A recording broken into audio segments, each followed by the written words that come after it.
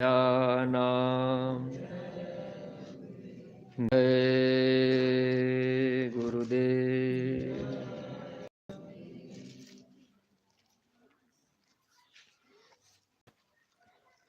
अखंडमंडलाकारं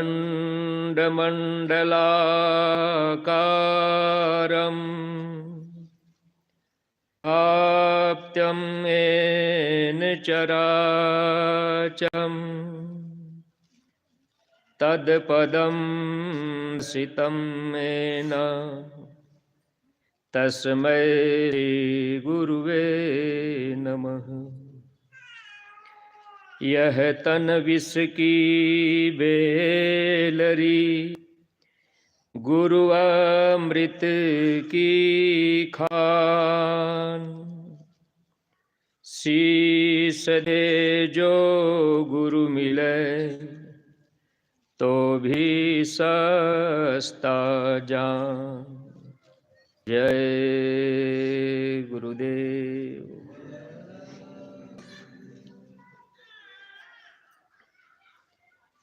शब्द रूप में विराजमान परम पूज्य स्वामी जी महाराज, परम पूज्य महाराज जी के चरणों में कोटि कोटि नमन प्रणाम करते हुए आज इस पावन पवित्र वसुंधरा पर उपस्थित सभी संगीत धर्म प्रेमी भाई बहनों को, खास तौर से इस गांव के सभी सम्मानित नौजवानियों को, सभी माताओं बहनों को, पिता तुल्य बुजुर्गों को, बच्चे तथा बच्चियों को, साथ ही साथ जय गुरुदेव संगत जिला इटावा के जिला संगठन में कार्य कर रहे जिले के जिलाध्यक्ष महोदय, टील ब्लॉक न्याय पंचायत गांव-गांव में सेवा कर रहे सभी जिम्मेदार सेवादार प्रेमियों को सादर जय गुरुदेव। प्रेमी भाई बहनों, आज हम सब लोगों का ये परम सौभाग्य है कि हम सब लोग इस कलयुग की मलिन बेला में संत संदेश का लाभ लेने के लिए अपने जीवन के अमूल्य समय को दे रहे हैं। यह मानव जीवन बड़े भाग्य से मिला करता है। इस दुनिया में दो चीज़ें बड़े भाग्य से मिलती हैं। महापुरुषों ने लिखा था, हम जीवों को समझने के लिए बड़े भाग्य मानुष तन पावा, सुर दुर्लभ सदग्रंथ निगावा। बड़े भाग्य से मनुष्य शरीर मिलता है, लेकिन दुनिया में दूसरी चीज़ वो भी बड़े भाग्य से मिलती है। वो धन दौलत रुपया पैसा नहीं। महात्माओं ने साफ साफ लिखा था, बड़े भाग्य पाइय सतसंगा, बिनहि प्रयास हो ही भव भंगा। बड़े भाग्य से सत्संग मिलता है। बिना प्रयास के जीव का भवसागर से छुटकारा हो जाता है। लेकिन गांव के प्रेमी भाई बहनों, आज आपको यहाँ सच्चा सत्संग नहीं मिल सकता, क्योंकि सत्संग केवल संतों के मुख से ही सुनने को मिलता है। मैं कोई संत महात्मा साधु फकीर नहीं हूँ। हम तो आपके छोटे भाई, आपके ही बेटे बाबा जय गुरुदेव जी महाराज का संदेश लेकर डाकिया बनकर के आपके घर तक, आपके गांव तक आना हुआ है। जो भी गांव के, घर के, मोहल्ले के अगल बगल के प्रेमी हैं, आप सभी लोगों से हाथ जोड़ करके ये प्रार्थना की जा रही है, आप सब लोग अपना थोड़ा सा समय निकाल कर संत संदेश का लाभ उठा लीजिएगा। जैसे ये सूरज इस धरती पर नहीं आता है, सूरज की किरणें जब निकलती हैं तो सबको बराबर प्रकाश होता है। सूरज ये नहीं देखता कि ये चोर आदमी है, ये सज्जन आदमी है। चोर डकैत बदमाश चाहे कोई भी हो, सूरज बराबर रोशनी सबको देता है। वैसे ही संत सूरज के समान होते हैं। महात्मा यहाँ आवे न आवे, अगर उनका संदेश आपके गांव में आया हुआ है तो आपका भी फर्ज और दायित्व बनता है कि आप इस संदेश को कर इस मानव जीवन का पूरा पूरा लाभ उठा लें। बाबा जय गुरुदेव जी महाराज सत्संग में बताया करते थे, जिनको जिनको अब की बार ये मानव शरीर मिल चुका है, अब ये शरीर दोबारा नहीं मिलेगा। सतयुग, त्रेता, द्वापर, कलयुग, ये चारों युग बीत जाएंगे, लेकिन मनुष्य शरीर का मौका अब दोबारा नहीं मिलेगा। अगर इस मानव जीवन को पाकर हम लोगों ने खाने पीने, सोने में, मौज मस्ती लेने में, दुनिया के काम धंधे में अगर पूरा का पूरा जीवन बिता दिया तो ये जन्म हम लोगों का पशुओं के समान जा रहा है। हमारे गुरु महाराज सत्संग में कभी कभी सुनाया करते थे कि आज इस धरती पर एक पशु को भी छोड़ दिया जाए, पशु भी अपना पेट भर लेगा, पशु भी बच्चा पैदा कर लेगा, पशु भी कहीं न कहीं रह लेगा। ये 3 काम पशु भी कर लेता है। अगर ये मानव जन्म पा करके यही 3 काम करने में हम लोगों ने समय बिता दिया तो ये मानव जन्म धोखे में जा रहा है। ये मनुष्य शरीर किस लिए मिला? जब ये शरीर हम लोगों को नहीं मिला था, उसके पहले हम लोग कहाँ रहते थे? जब ये शरीर हम लोगों का छूट जाएगा तो हम लोग फिर कहाँ जाएंगे? इस पर हम लोग कभी विचार नहीं कर पाते। लेकिन जब जब इस धरती पर कोई शक्ति आती, हम जीवों को समझाने का प्रयास करती है। हम लोग माने न माने वो हमारी आपकी मर्जी होती। अब सूरज रोशनी दे रहा, चाहे हम भले सूरज को गाली दें। ऐसे ही संत जब आते हैं, सबकी भलाई का काम करते हैं ताकि इस मानव जीवन का सच्चा सुख सबको मिल जाए। अब हम लोग उनकी बातों को माने या न माने, ये हमारी आपकी मर्जी होती। तो गांव के प्रेमी भाई बहनों, जिनका संदेश हम आपके बीच लेकर के आए, थोड़ा सा परिचय आपको बता देते हैं। जैसे आप ये जय गुरुदेव नाम सुन रहे हैं तो आपके मन में शंका हो सकती है कि ये जय गुरुदेव नाम भगवान का कैसे हो गया। कहीं आप झंडे पे लिखा हुआ या कहीं दीवार पे लिखा हुआ आपने पढ़ लिया कि जय गुरुदेव नाम प्रभु का। बहुत से लोग शंका भी करते हैं, हंसते भी हैं कि ये जय गुरुदेव कहाँ से भगवान नया आ गए। गांव के प्रेमी भाई बहनों, एक बात हम आप लोगों से पूछना चाहते हैं। आप सब लोग पढ़े लिखे जानकार हैं, क्या आपने कभी विचार किया कि भगवान का नाम कौन रखता है? आपने कभी सोचा राम का नाम किसने रखा? आपने कभी विचार किया कृष्ण का नाम किसने रखा? तो भगवान का नाम रखता कौन है, ये आपकी धार्मिक पुस्तक में लिखा हुआ था। अब हम लोग गीता भागवत सुनने चले जाते हैं, लेकिन जो भी बातें सुनाई जाती हैं उस पर हम लोग जल्दी विचार नहीं करते। अब जैसे हम आपको घंटा 2 घंटा सुना दें, आप इस पर विचार न करें तो वो आपकी मर्जी है, लेकिन ये जीवन धोखे में जा रहा है। सत्संग में महापुरुष सच्ची बात को बता देते हैं। हमारे गुरु महाराज सत्संग में सुनाया करते थे कि भगवान का नाम संत रखते हैं, संत ही भगवान के नाम को रखते हैं। आपके धार्मिक पुस्तक में लिखा है, हरि अनंत हरि कथा अनंता, कहीं सुनहि बहुविधि सब संता। प्रभु के अनंत नाम होते हैं, 1-2 नाम नहीं। आज इस कुम्हावर गांव में अगर कोई बहुत बड़ा विद्वान आदमी होगा, आपसे भगवान का 100 नाम या 50 नाम पूछ दिया जाए तो शायद ही कोई बता पावे। लेकिन महात्मा प्रभु के अनंत नाम को जानते हैं। संत जब इस धरती पर आते हैं तो संत ही भगवान के नाम को रखते हैं। भगवान का नाम समय समय पर बदलता है। अगर भगवान का नाम न बदलता होता तो अब तक इस धरती पर भगवान का एक ही नाम होता। लेकिन आप गीता, रामायण, कुरान, बाइबल चाहे जहाँ से भी उठा के देखेंगे, उसमें ये बातें जिक्र की गई हैं कि भगवान का नाम समय समय पर बदलता है। वक्त बदलता रहता है, इंसान बदलते रहते हैं। जब जैसा युग आता है प्रभु नाम बदलते रहते हैं। युग के अनुसार, समय के अनुसार भगवान का नाम बदलता है। हमारे गुरु महाराज सत्संग में सुनाया करते थे कि यह जय गुरुदेव नाम समय का, प्रभु का जगाया हुआ नाम है।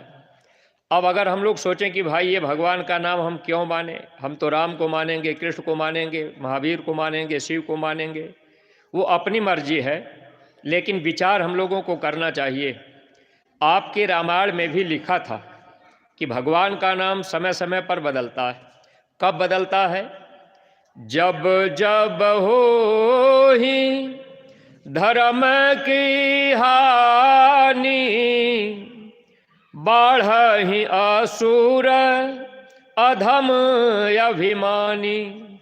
जब जब इस धरती पे धर्म का लोप होता है, मानव के अंदर से मानवता चली जाती है, लोगों का खान पान बिगड़ जाता है, नज़रों में माँ बहन बहू बेटी की पहचान खत्म हो जाती है, जब लोग झूठ बोलने लगते, हत्या का काम, हिंसा का काम करने लगते, दूसरे के धन को लोग अपना धन मानते, जब ऐसा समय आ जाता है तो इस धरती पर धर्म की स्थापना करने के लिए कोई न कोई शक्ति उस मालिक के दरबार से आती।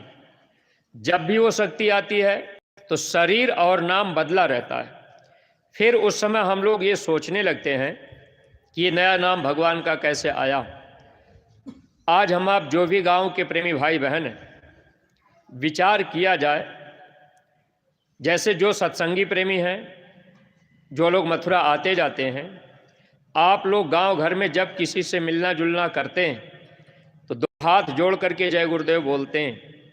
गांव घर के लोग कभी कभी कोई जय राम कहता है, कोई राम राम कहता है, कोई पूछ देता है कि भाई आप जय गुरुदेव क्यों कह रहे हैं। एक बार हम पहली बार जब मथुरा सत्संग में गए थे, वैसे हमारे बड़े पिताजी आते जाते थे, तो वो हमसे कहे कि एक बार मथुरा चलिए। हमने कहा क्या जाएंगे, बहुत से साधु महात्मा देखे। पिताजी कहने लगे, बड़े पिताजी कि नहीं, एक बार चल लीजिए, देख लीजिए। वहाँ जाने के बाद जब सत्संग सुने, 9 दिन का कार्यक्रम था। अब तो कार्यक्रम छोटा होता है, जैसे होली पर 3 दिन का कार्यक्रम है, लेकिन 9 दिन में पूरा सत्संग सुना था स्वामी जी महाराज का। अब वो जब गांव लौट करके आए तो गांव में जो कोई मिलता था सबसे हम जय गुरुदेव कहते थे। लोग हमसे जयराम कहते थे, सवाल करते थे कि भाई आप जय गुरुदेव क्यों कहते हैं, जयराम क्यों नहीं कहते। हमने कहा अच्छा आप जयराम क्यों कहते हैं। अब ये बात तो हम आप समझ नहीं पाए। कहने लगे भाई ये प्रथा पहले से चल रही है। हमने कहा जब भगवान राम का अवतार नहीं हुआ था, राम नाम कोई नहीं जानता था, तब जयराम कोई नहीं कहता था। लेकिन राम का जब अवतार हुआ, जब भगवान राम आए त्रेता युग में, त्रेता के पहले भी इस धरती पर भगवान थे और इस धरती पर इंसान थे। लेकिन जब त्रेता में भगवान राम का अवतार हुआ, भगवान राम रावण को समझाने का प्रयास किए। रावण का मतलब जो सच्ची बात को न माने, जिसका खान पान गंदा हो, जो पराई माँ बहनों पर कुदृष्टि डाले, जिसके अंदर अपने पढ़ाई लिखाई का घमंड अहंकार हो, ऐसे रावण कलयुग में भी हैं। गुरु महाराज ने कहा कि त्रेता में एक रावण था, एक राम इस धरती पर समझाने आए। आज इस कलयुग में घर घर में रावण हैं। एक गुरु महाराज ने कहा था कि कलयुग के रावण भी मारे जाएंगे, क्योंकि धर्म का संदेश लेकर जब वो शक्ति आती तो समझाने का प्रयास करती। भगवान राम आए, रावण को समझाने का प्रयास किए, लेकिन सच्ची बात को रावण नहीं माना। न मानने का कारण क्या रहा? राम नाम पर रावण को शंका रही। शंका में उसने लड़ाई किया कि अगर वो भगवान होंगे तो वो हमें भले मार देंगे, या वो इंसान होंगे तो हम उनको मार देंगे। अगर रावण जान लेता कि ये भगवान है, सब कुछ कर सकते हैं, तो फिर शायद लड़ाई न होती। भगवान राम आए। जब भगवान राम इस धरती पर अपना संदेश लोगों को दे रहे, कोई बात सुनने के लिए तैयार नहीं था। फिर भगवान राम भालू बानरों को लेकर के परिवर्तन किए। जब परिवर्तन हो गया, तब भगवान राम इस धरती से जब चले गए, तब लोगों ने कहा अरे वो तो भगवान थे। तब जगह जगह हम लोगों ने उनकी मंदिर बनाई। बाद में हम आप जय राम कहने लगे, राम राम कहने लगे। बाद में हम आप कीर्तन गाने लगे। तो जब जब इस धरती पर शक्ति आती है, तब तब हम लोग शंका में रहते हैं। देखिए जब युग बदला, द्वापर युग आया, भगवान का नाम फिर बदल गया, कृष्ण नाम हुआ। जब भगवान कृष्ण आए लोगों को समझाना चाहते थे, उस समय भगवान कृष्ण चाहते थे कि लड़ाई न हो, मार काट न हो, हिंसा न हो। भगवान कृष्ण ने दुर्योधन से कहा कि 5 गांव पांडवों को दे दो, लड़ाई नहीं होगी। दुर्योधन कहा कि सुई के नोक के बराबर हम जमीन नहीं देंगे। अब देखिए, अगर दुर्योधन जानता कि ये भगवान है तो जरूर वो बात मानता। अंत में भगवान कृष्ण 5 पांडवों को साथ में लिए, ज़्यादा लोगों ने साथ नहीं दिया। एक बार गुरु महाराज सत्संग में कहने लगे कि भगवान कृष्ण 5 पांडवों को लेकर के परिवर्तन करा दिए। स्वामी जी ने कहा, बच्चे तुम लोग मेरे पास इतने हो, मैं तुम लोगों के द्वारा इस धरती पे परिवर्तन करा दूंगा। गुरु महाराज ने कहा, एक समय ऐसा आएगा हमारे एक एक बच्चों की लोग पूजा करेंगे। इसलिए सत्संगी प्रेमी भाई बहनों, जब हम आप गुरु महाराज के इस धर्म के काम में थोड़ा सा मन धन लगाएंगे तो हम लोगों को लोक और परलोक दोनों का सुख मिल जाएगा। अब देखिए, भगवान कृष्ण जब लड़ाई में अर्जुन को ले गए, अर्जुन से कहने लगे कि अर्जुन तुम ये धनुष उठाओ, बाण चलाओ, इन लोगों को मार दो। जैसे आज अपने इटावा जिले में, हालांकि सत्संगी प्रेमी तो कम हैं, लेकिन जो लोग हैं भी, वे लोग भी मोह ममता में अपना समय संगत में, सेवा में कम देते हैं।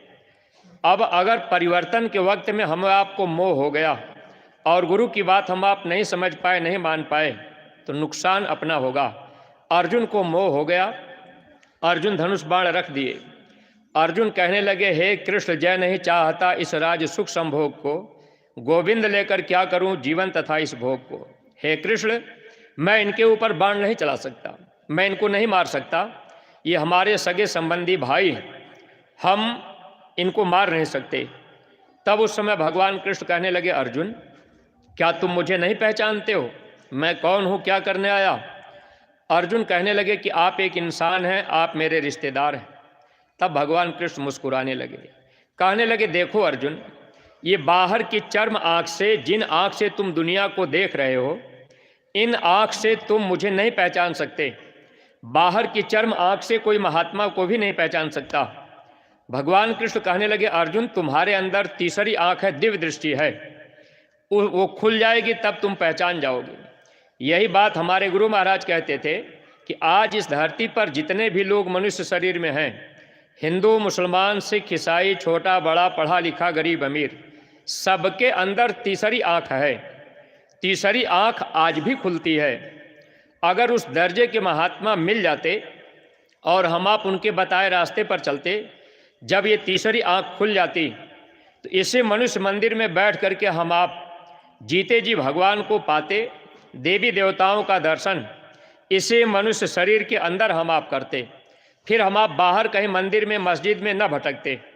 और ये बात जितने भी महात्मा आए, हर महात्माओं ने इस बात का जिक्र किया। कबीर साहब लिख करके गए कि हे इंसान, ये मनुष्य शरीर ही असली मंदिर है और इसी मनुष्य मंदिर में देवी देवता भगवान का दर्शन होगा।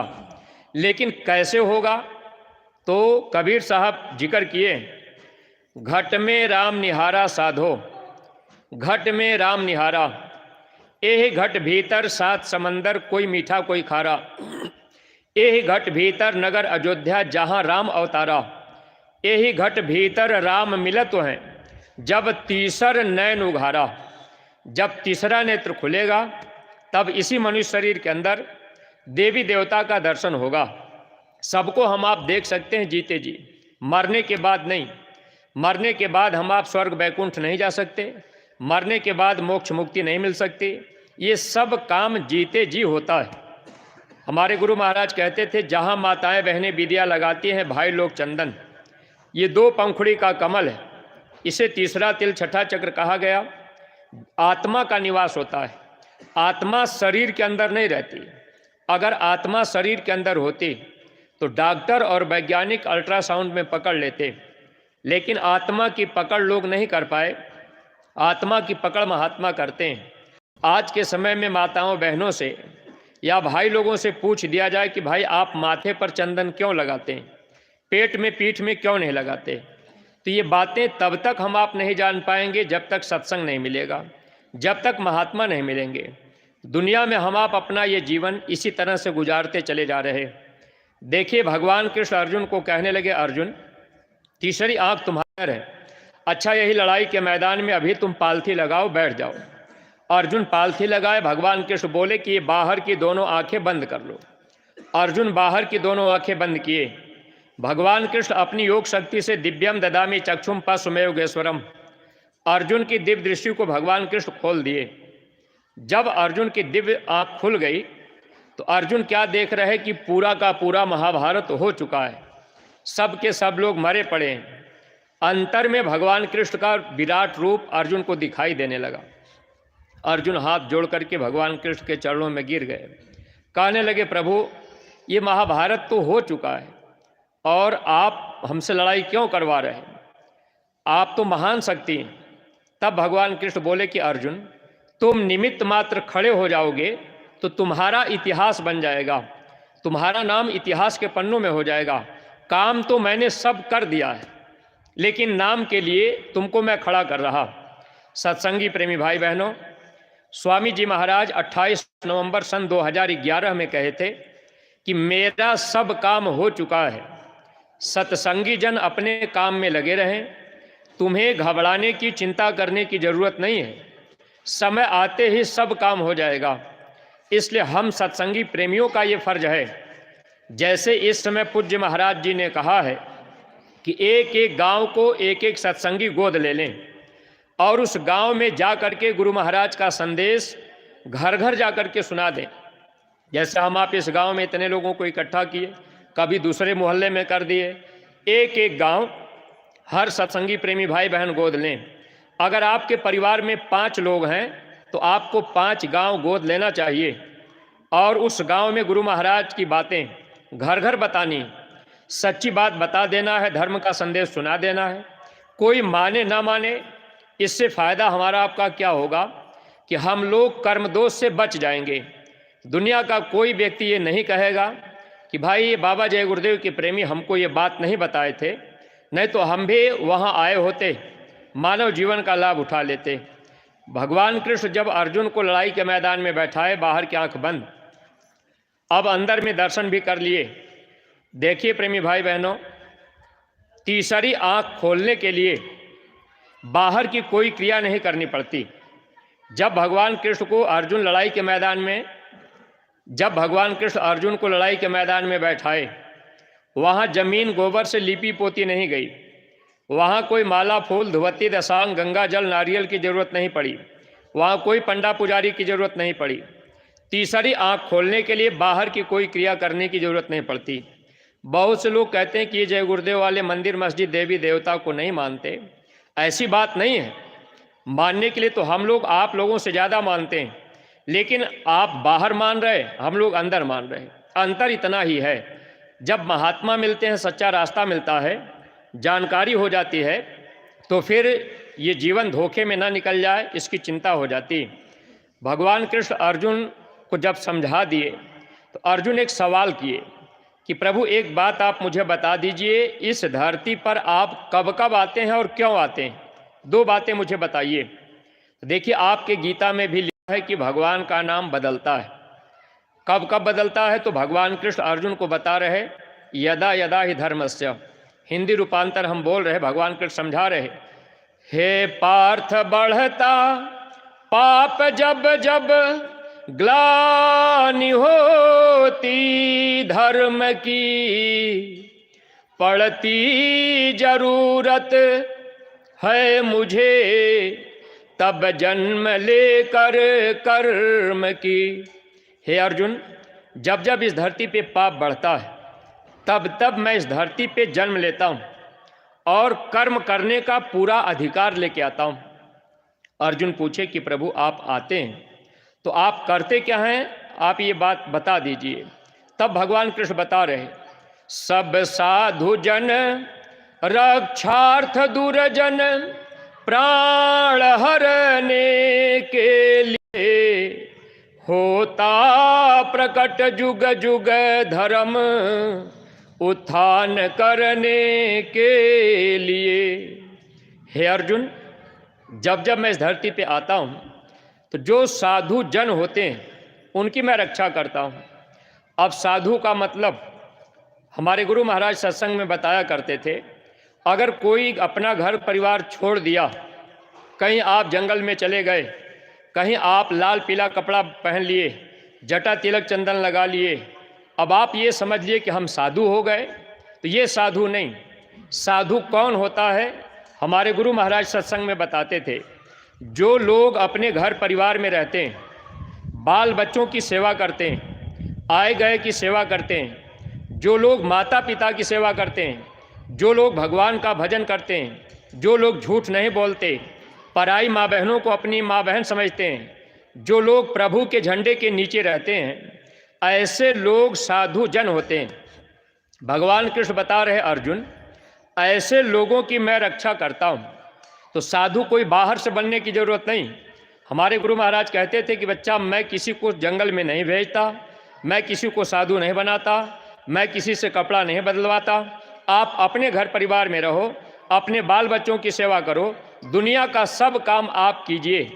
24 घंटे में 22 घंटे आप अपने शरीर के लिए, बाल बच्चों के लिए, नातेदार रिश्तेदार के लिए कमा लीजिए, लेकिन 2 घंटे का समय हमारे गुरु महाराज कहते थे आप इसी मनुष्य मंदिर में बैठकर अपने घर परिवार में रह करके अपनी आत्मा के लिए, आत्मा चेतन है, परमात्मा चेतन है, चेतन से चेतन का भजन किया जाता है, और ये शरीर आपको भजन के लिए ही मिला है। हम आप माँ के गर्भ में प्रभु से वादा भी किए, अब प्रभु कृपा करो यही भांति, सब तज भजन करो दिन राति। प्रभु आप बाहर कर दीजिए, हम बाहर जाएंगे तो दिन रात भजन करेंगे। लेकिन यहाँ आकर के हम आप भूल गए। गांव के प्रेमी भाई बहनों, ये शरीर मिला भजन के लिए। अब कोई चाहे कि घर परिवार छोड़ देंगे। अब मान लीजिए आप घर परिवार छोड़ दिए, जंगल में चले गए। अब जंगल में आपको बार बार घर में स्त्री की याद आवे, बच्चे की याद आवे, जमीन की याद आवे, तो वो आप भजन तो कर नहीं पाएंगे। इसलिए महापुरुष जब सच्चे जो भी आए, घर परिवार छोड़ने की बात नहीं किए। हमारे गुरु महाराज के पास ऐसे ऐसे लोग हैं जो लोग रोज आते जाते हैं, लेकिन आप उनको जान नहीं सकते कि इनके पास क्या है। और स्वामी जी महाराज कहते थे कि समय आने पर ये शक्तियाँ देश दुनिया में बहुत बड़ा काम करेंगी। गांव के प्रेमी भाई बहनों, वो विद्या सब लोग प्राप्त कर सकते हैं, वो दौलत मिल जाए, महात्मा मिल जाए, तब जीवन सार्थक हो सकता है। जब भगवान कृष्ण अर्जुन को बताए कि देखो, जो साधु जन होते हैं उनकी मैं रक्षा करता हूँ, दुर्जन प्राण हरने के लिए, जो पापी अत्याचारी लूट मार काट हिंसा करते हैं, ऐसे पापियों का मैं प्राण हर लेता हूँ। हे अर्जुन, मैं इस धरती पर हर युगों में आता हूँ, बस शरीर और नाम बदलता है। अब ये बात आपके गीता में लिखा है कि भगवान का नाम समय समय पर बदलता है, शरीर और नाम बदलता है। अब हम आप कभी कैसेट में गाते सुनते भी हैं, कभी राम बन के, कभी श्याम बन के चले आना, प्रभु जी चले आना। तो नाम तो समय समय पर बदला, लेकिन शंका में हम लोग रह गए कि महात्मा के करीब नहीं गए। गांव के प्रेमी भाई बहनों, एक बात लोगों को ये लगती है कि भाई ये बाबा जय गुरुदेव जी महाराज लोगों को शाकाहारी क्यों बना रहे, आखिर ये लोग जैकेट पहन करके क्यों चलते हैं, शाकाहारी का प्रचार क्यों करते हैं। अब आप कहेंगे भाई हम राम को मानते हैं, हम कृष्ण को मानते हैं, हम जय गुरुदेव को नहीं मानेंगे, हम शाकाहारी नहीं बनेंगे, हम मांस नहीं छोड़ेंगे, अंडा नहीं छोड़ेंगे, शराब नहीं छोड़ेंगे। तो आपकी मर्जी है, लेकिन सच्ची बात आप अगर समझेंगे, हो सकता है मानव जीवन का लाभ मिल जाए। जब भगवान कृष्ण आए, अगर आप कृष्ण को मानते हैं तो भगवान कृष्ण ने अर्जुन से यही कहा कि दुर्जन प्राण हरने के लिए, जो पापी अत्याचारी लूट मार काट हिंसा करते हैं, ऐसे पापियों का मैं प्राण हर लेता हूँ। अगर आज हम लोग हिंसा कर रहे हों और हम लोग कहें कि भाई हम भगवान कृष्ण को मानते हैं, तो क्या उनके द्वारा हमारी आपकी रक्षा होगी? वो खुद हमको आपको मारेंगे। ये बात आपके गीता में लिखा है, और यही बात मुसलमान भाइयों के किताबों में भी लिखी गई थी कि हे इंसान, भगवान का नाम समय समय पर बदलता है। कब कब? जब नींव धर्म की हिलती है, कोई हस्ती खुदा से उतरती है, भूले भटके इंसानों पर रहमत की नज़र वो करती। जब भी वो शक्ति आती है, जब धर्म की नींव हिलने लगती, तो वो शक्ति आती है तो रहम और दया का पाठ पढ़ाती है। अगर हम लोगों के अंदर रहम नहीं होगा, रहमान का मिलना मुश्किल होगा। अगर हम लोगों के अंदर दया नहीं होगी तो भगवान का मिलना मुश्किल होगा। आज हम आप चाहें कि हिंसा का काम करें और इसके बाद भी हम भगवान को पालें तो नुकसान अपना है। और किसी के मन में ये आ जाए हम हिंसा नहीं करते। बहुत से लोग ऐसे हैं जो लोग बाज़ारों में कटा हुआ बकरा आप उठा लाए, मछली कटा उठा लाए, अब आप मुर्गा कटा उठा लाए, अब आप सोचते हैं हमने हिंसा नहीं किया तो हमें पाप क्यों लगेगा। मनुस्मृति में इसका जिक्र किया गया है, आप कभी उठा के पढ़िएगा, उसमें साफ साफ लिखा है 8 लोग सजा के भागीदार होते हैं।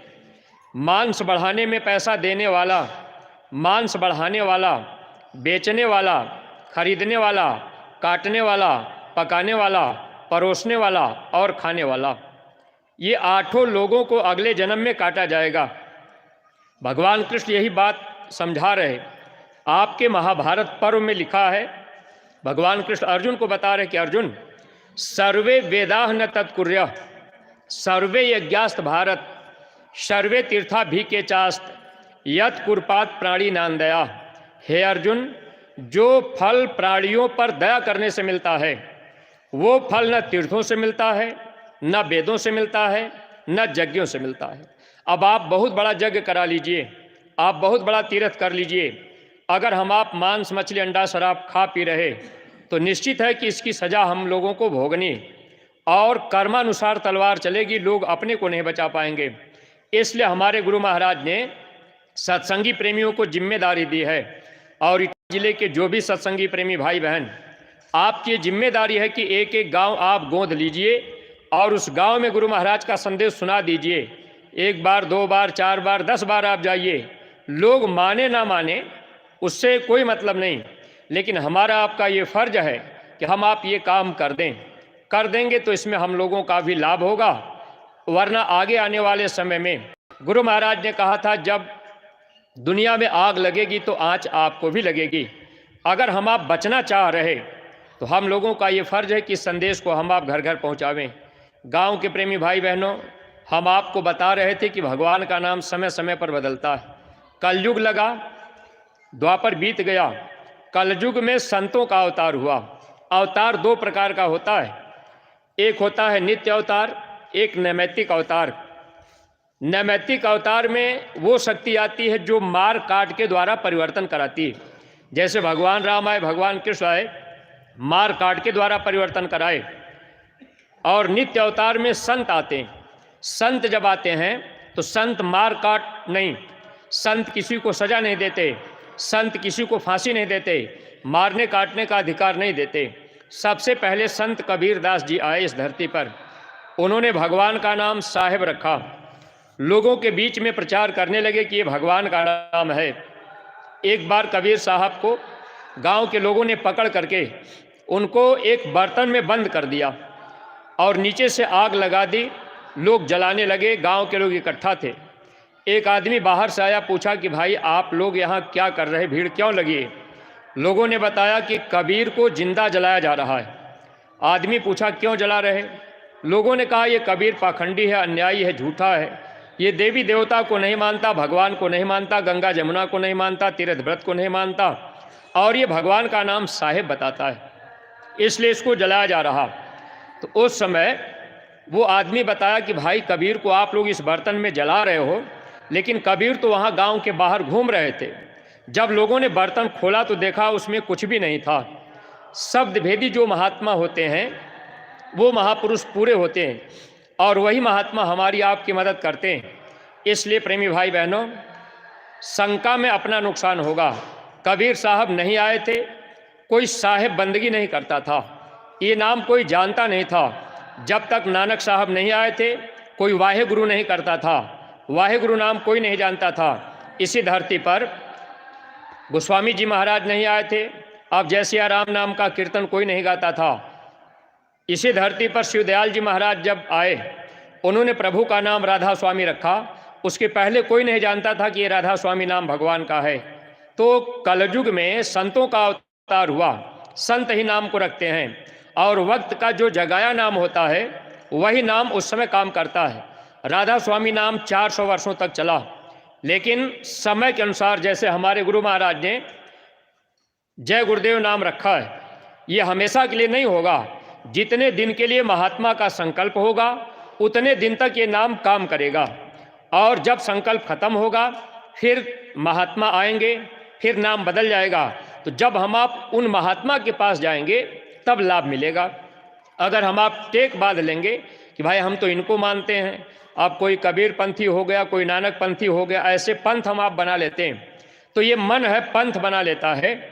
जबकि महात्माओं ने लिखा कि वक्त गुरु की मान तेरे भले की कहूँ, छोड़ पुरानी टेक तेरे भले की कहूँ। तो गांव के प्रेमी भाई बहनों, ये जय गुरुदेव नाम समय का प्रभु का जगाया हुआ नाम है।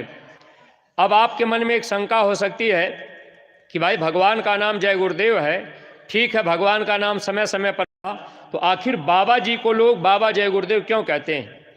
तो गांव के प्रेमी भाई बहनों, जो तस्वीर आप देख रहे हैं, इनको हम लोग बाबा जय गुरुदेव के नाम से पुकारते हैं, लेकिन इनका नाम जय गुरुदेव नहीं। नाम क्या है?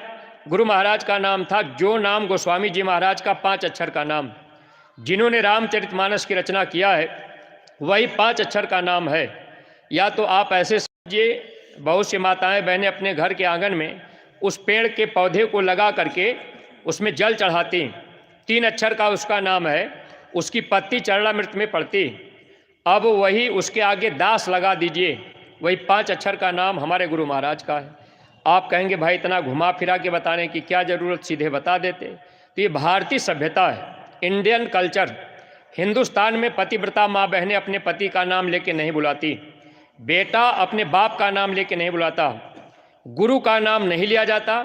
ये भारतीय सभ्यता के अंतर्गत आता है। लेकिन आज सभ्यता का उल्लंघन हो गया।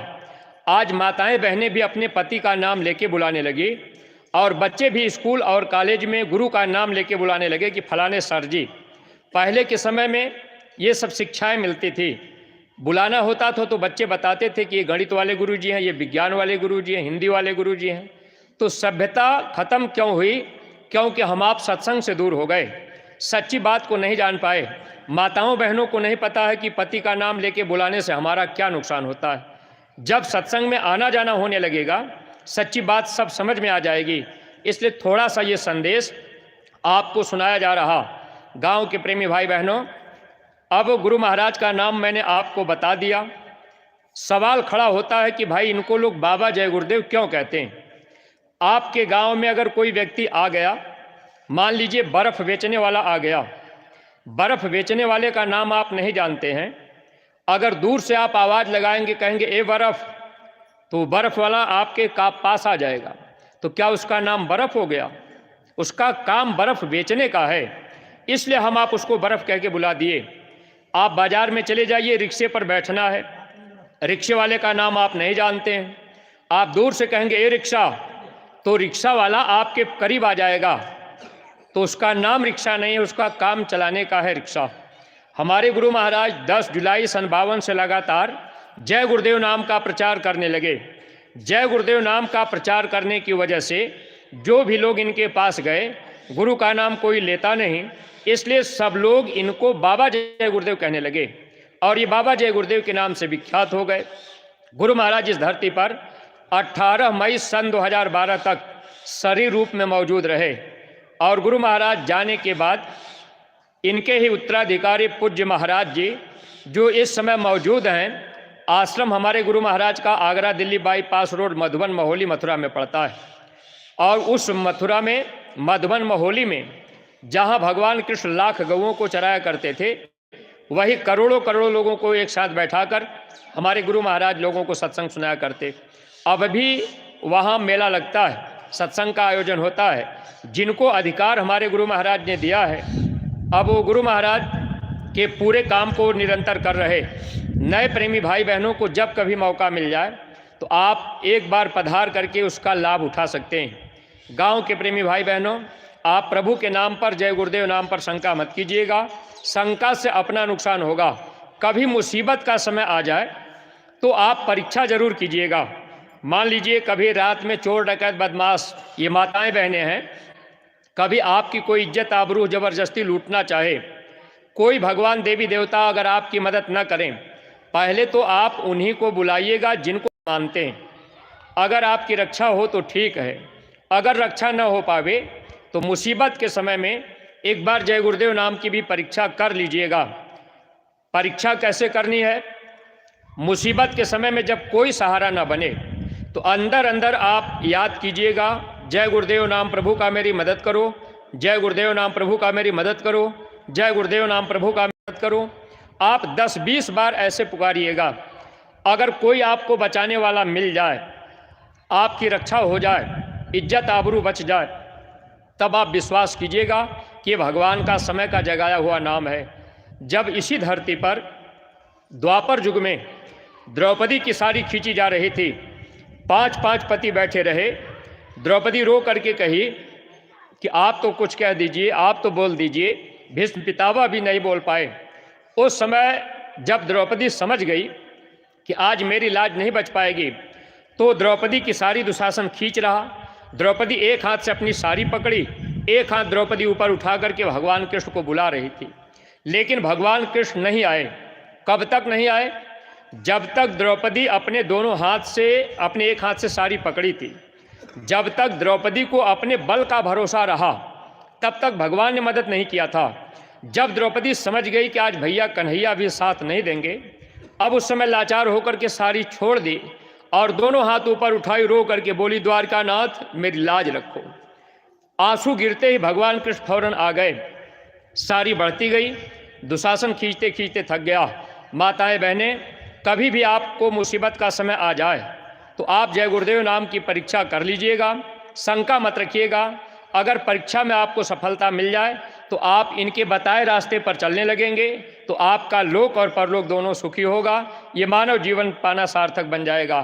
तो एक बार सब लोग प्रेम के साथ प्रभु के नाम को अपने अपने मुख से जरूर बोलिएगा। जय गुरुदेव। थोड़ा सा संदेश जो गुरु महाराज का संदेश है, हम आपको शॉर्ट में ही सुनाने की कोशिश करेंगे, ज़्यादा समय नहीं लेंगे। गुरु महाराज ने जो मुख्य संदेश भेजा है, आप इसको समझ लीजिए। यह शरीर जो हम लोगों को मिला है, ये किराए का मकान है, किराए का मकान। Human body is rented house. किराया क्या है? सांसों की पूंजी, ये किराया है। इस किराए के मकान में कौन रहता है? इस मकान में आत्मा रहती। उसी आत्मा को जीवात्मा भी कहा जाता है। उसी आत्मा को महात्मा अपनी भाषा में सूरत कहते हैं। उसी आत्मा को मुसलमान भाई अपनी भाषा में रूह कहते हैं। उसी आत्मा को ईसाई भाई अपनी भाषा में सोल कहते हैं। ये शरीर किराए का मकान है, इसमें आत्मा रहती है, हमेशा नहीं रहेगी। कब तक रहेगी? जब तक सांसों की पूंजी है। जिस दिन श्वासें खत्म होंगी, पूंजी खत्म होगी, शरीर से हम लोगों को निकाला जाएगा। जब होगी सांसों की पूंजी पूरी, रह जाएगी योजनाएं अधूरी। सिर धुन धुन पछताना पड़ेगा, हो करके कैद तुझे जाना पड़ेगा। अभी हमारा समय पूरा हो जाए, वो मालिक ऊपर से आवाज़ देगा कि अरे भाई फलाने सिंह, आपका समय पूरा हो गया, अब ये मकान आप खाली करो। आवाज़ हर इंसान के पास तक आती। आवाज़ सुनते ही शरीर धड़ाम से नीचे गिरेगा, नसें भ्रष्ट होंगी, खून पानी होगा। उसी आवाज़ के पीछे खुदा के फरिश्ते, धर्मराज के सिपाही, दूत आ जाएंगे। जमदूत आएंगे और इस शरीर से मार मार पीट पीट करके आत्मा को निकालेंगे। उस समय अपार पीड़ा होती। गुरु महाराज कहते थे, जन्मत मरत दुसह दुख होई, ई रहस्य जाने कोई कोई। मौत के समय जैसे हजारों बिच्छू एक साथ डंक मारे, एक बिच्छू डंक मार देती है, बर्दाश्त नहीं होता है। महापुरुषों ने इशारे में कहा कि जैसे हजारों बिच्छू एक साथ डंक मारे, उससे भी 1000 गुना पीड़ा मौत के समय होती, जब इस शरीर से आत्मा को निकाला जाता है। लेकिन मौत के समय ये कंठ चक्र, जहाँ से आवाज़ निकल रही, यहाँ आद्या महाशक्ति का वास होता है। उनका काम है आवाज़ को बंद कर देना। वैसे ये शरीर मंदिर है, थोड़ा सा समझ लीजिएगा। ये जो पीछे रीढ़ की हड्डी जाती है, जहाँ हड्डी खत्म होती है, वहाँ गुदा चक्र है, गणेश का निवास होता है। उनका काम मल विसर्जन का है। गणेश की सच्ची पूजा हम आप नहीं जाने तो गोबर की पूजा ही मान लिए। उसके ऊपर में इंद्रिय चक्र है, ब्रह्मा का निवास है, उनका काम पैदा करने का होता है। उसके ऊपर में ये नाभि चक्र है, भगवान विष्णु का निवास है, उनका काम पालन करने का होता है। उसके ऊपर में हृदय चक्र है, भगवान शंकर और पार्वती का निवास है। उनका काम है शरीर का समय पूरा हो गया, धड़कन बंद कर देंगे। इसी को हम लोग मंदिरों में जाके गा बजा रहे, कर्पूर गौरम करुणावतारम संसार सारम भुजगेंद्रहारम सदा वसंतम हृदयारविंदे भवम भवामी शैतम नमामि। अब हम आप कांवर लेकर के भगवान शंकर को जल चढ़ाने पैदल जा रहे, कितना प्रयास कर रहे, लेकिन वो बाहर नहीं मिलेंगे, मिलेंगे हृदय रूपी कमल पर। लेकिन महात्मा सच्चे मिल जाएं तब तो हम आप उनको पा सकते हैं। वैसे जीवन ऐसे निकला जा रहा है। उसके ऊपर में एक कंठ चक्र है, अष्टांगी महामाया। अब इनका काम है, समय पूरा हुआ आवाज़ बंद हो जाएगी। गांव घर में माताएं कहती हैं कि अब उनकी बोली बंद हो गई, लगता है वो चले जाएंगे। माताएं बहनें जाती हैं, पूछती हैं क्या हुआ, पहचान रहे हैं? अब आदमी की आवाज़ नहीं निकलती, आदमी की आंख से आंसू गिरता है। तो माताएं बहनें कहती हैं कि अब माया छछा रही है, अब ये चले जाएंगे। हमारे गुरु महाराज कहते थे माया नहीं छछाती, मार पड़ती। अंदर अंदर जमदूत पीटते और इतनी मार मारते हैं कि मौत के समय ये पैर का कोमल तलवा सूज जाता है, सूजन आ जाती है। जैसे जैसे जीवात्मा की शक्ति को खींचेंगे वैसे वैसे ये हाथ पैर ठंडे होने लगते हैं। आत्मा की वजह से ये शरीर चल रहा है, आत्मा निकल गई शरीर शांत हो जाएगा। अब वो मार पीट करके जमदूत निकालेंगे, धर्मराज के दरबार में ले जाएंगे, वहाँ कर्म का हिसाब किया जाएगा। सवाल ये खड़ा होता है कि आखिर गुरु की ज़रूरत क्या है? अगर मानव जीवन में सच्चे महापुरुष मिल जाएंगे, लेकिन गुरु के विषय में भी आप समझ लीजिएगा कि इस दुनिया में 7 प्रकार के गुरु मिलते हैं, और जब तक 7वें गुरु नहीं मिलेंगे तब तक ये रास्ता नहीं मिलेगा। महात्माओं ने कहा प्रथम गुरु है पिता और माता, जो है रक्त बीज के दाता। दूसर गुरु भई वह दाई, जो गर्भवास की मैल छुड़ाई। तीसर गुरु नाम जो धारा, लय लय नाम ग्राम पुकारा। चौथा गुरु शिक्षा दीन्हा, तब सांसारी मार्ग चिन्हा। पांचवा गुरु दीक्षा दीन्हा, राम कृष्ण का सुमिरन कीन्हा। छठवां गुरु भरम सब तोड़ा, ओमकार से नाता जोड़ा। ये 6 प्रकार के गुरु जीवन में लगभग सबको मिलते हैं। पहले गुरु माता पिता होते हैं। माता पिता की सेवा करने से अगर हर बच्चे बच्चियां अपने माता पिता की सेवा करने लगें तो आपके जीवन में कुछ पुण्य इकट्ठा होगा, यानी पुण्य बनेगा। अगर आपने माता पिता की सेवा नहीं किया, जीवन आपका दुखमय बीतेगा। इसलिए हमारे गुरु महाराज कहते थे कि माता पिता की सेवा जरूरी है, लेकिन माता पिता की सेवा से पुण्य तो बन जाएगा। जब पुण्य बनेगा तब आपको संत मिलेंगे। इस धरती पर जिनको संत नहीं मिले, आपने जीवन में चाहे जितना तीर्थ व्रत किया हो, चाहे जितना रुपया पैसा आपने लुटाया हो, वो सब आपका बेकार ही गया। अगर पुण्य इकट्ठा हो जाएगा तो क्या मिलेगा? गोस्वामी जी ने लिखा है, पुण्य पुंज बिन मिलहि न संता, सत्संगत संस्कृति करे अंता। जब मानव जीवन में पुण्य इकट्ठा होगा तब संत मिलेंगे, जब संत मिलेंगे तब सत्संग मिलेगा। हम आपको संदेश सुना रहे हैं, सत्संग संतों के पास जाने पर मिलेगा। और जब आपको सत्संग मिलेगा तो गोस्वामी जी ने लिखा, सत्संगत संस्कृति करयंता। संस्कृति यह संस्कृत शब्द है। संस्कृत माने जन्म मरण की पीड़ा से छुटकारा पाना, यानी मोक्ष मुक्ति कब मिलेगी? जब संत मिलेंगे, सत्संग मिलेगा, जन्मना मरना छूट जाएगा।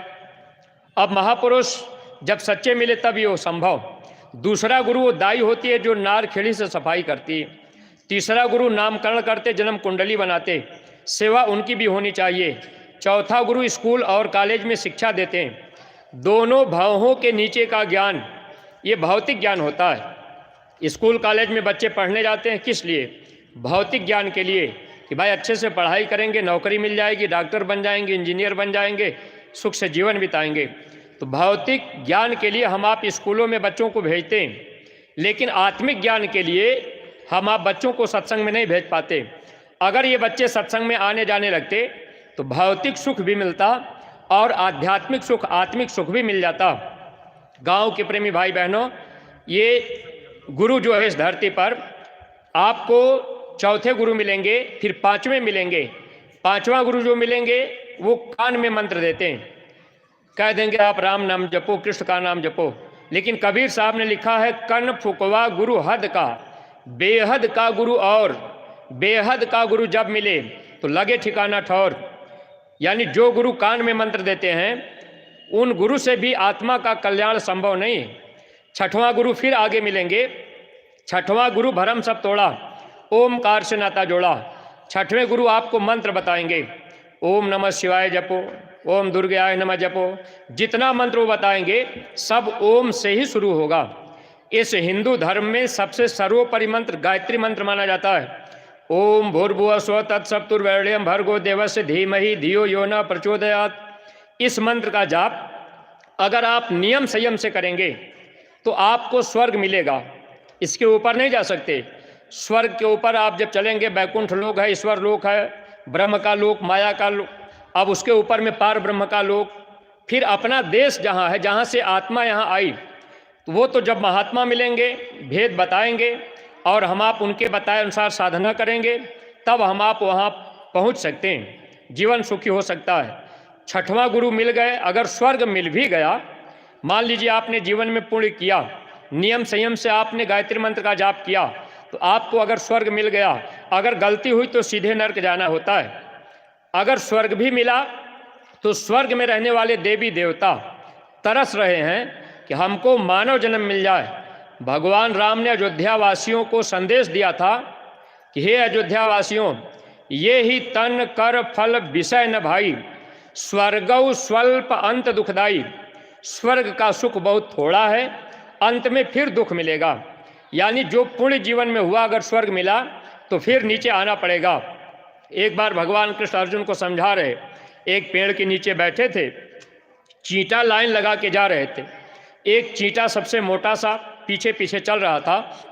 भगवान कृष्ण कहने लगे, देखो अर्जुन, ये जो चींटा है ये ब्रह्मा बन चुका है, लेकिन आज चींटा बन करके भटक रहा है। कहने का मतलब कि देवी देवता इसीलिए तरसते हैं कि हमको मानव जन्म मिले। मोक्ष मुक्ति का रास्ता केवल मनुष्य शरीर के अंदर होता है, बाहर कहीं नहीं। अब मानव जीवन में 6 प्रकार के गुरु के बाद एक 7वें गुरु अगर मिल जाएंगे, 7वां सदगुरु शब्द लखावा, जहाँ के जीव तहाँ पहुँचावा। 7वां गुरु मिलेंगे तो आप शब्द का भेद बता देंगे। शब्द माने होता है आवाज़, शब्द मीन्स नाम, यानी वो महात्मा मिलेंगे तो नाम देंगे और उस नाम को आप जपेंगे तो उसकी आवाज़ निकलती है। ये बाहर के कान आप बंद करेंगे, आवाज़ सुनाई भी देगी और उसी आवाज़ को सुन करके ये आत्मा ऊपर के लोकों में जाती है और कोई रास्ता नहीं। चाहे हिंदू मुसलमान सिख ईसाई कोई भी हो, जैसे रात में कोई आदमी 1 किलोमीटर दूर आवाज़ लगा रहा हो, आप आदमी को देख नहीं रहे, आपको पता लग जाएगा कि आवाज़ पूरब से आ रही कि पश्चिम से आ रही। आप आवाज़ सुन करके अंधेरे में भी उस आदमी के पास पहुंच सकते हैं। ऐसे ही परमात्मा के पास जाने का एक ही रास्ता है, आने का भी एक ही रास्ता था। वो मालिक एक ही है, लेकिन अलग अलग नामों से हम आप उनको मानने लगे, क्योंकि महात्मा मिले नहीं। अ प्रेमी भाई बहनों, वो आवाज़ जो आ रही, उसी आवाज़ को पकड़ करके आत्मा जाती है। ऐसे महात्मा की खोज कीजिए जो आपको बता दे कि ऊपर में आवाज़ हो रही है। महात्मा नानक साहब लिख करके गए कि पूरा गुरु कौन होता है। गगन की धुन जो आनई सोई मेरा गुरुदेव। जो गगन की धुन आवाज़ को सुना दे गगन मंडल की, वही सच्चा गुरु है। और हम आप अगर शंका संदेह में रहे तो नुकसान है। प्रेमी भाई बहनों, ये 7वें गुरु जब मिलेंगे तो आपको नाम मिल जाएगा।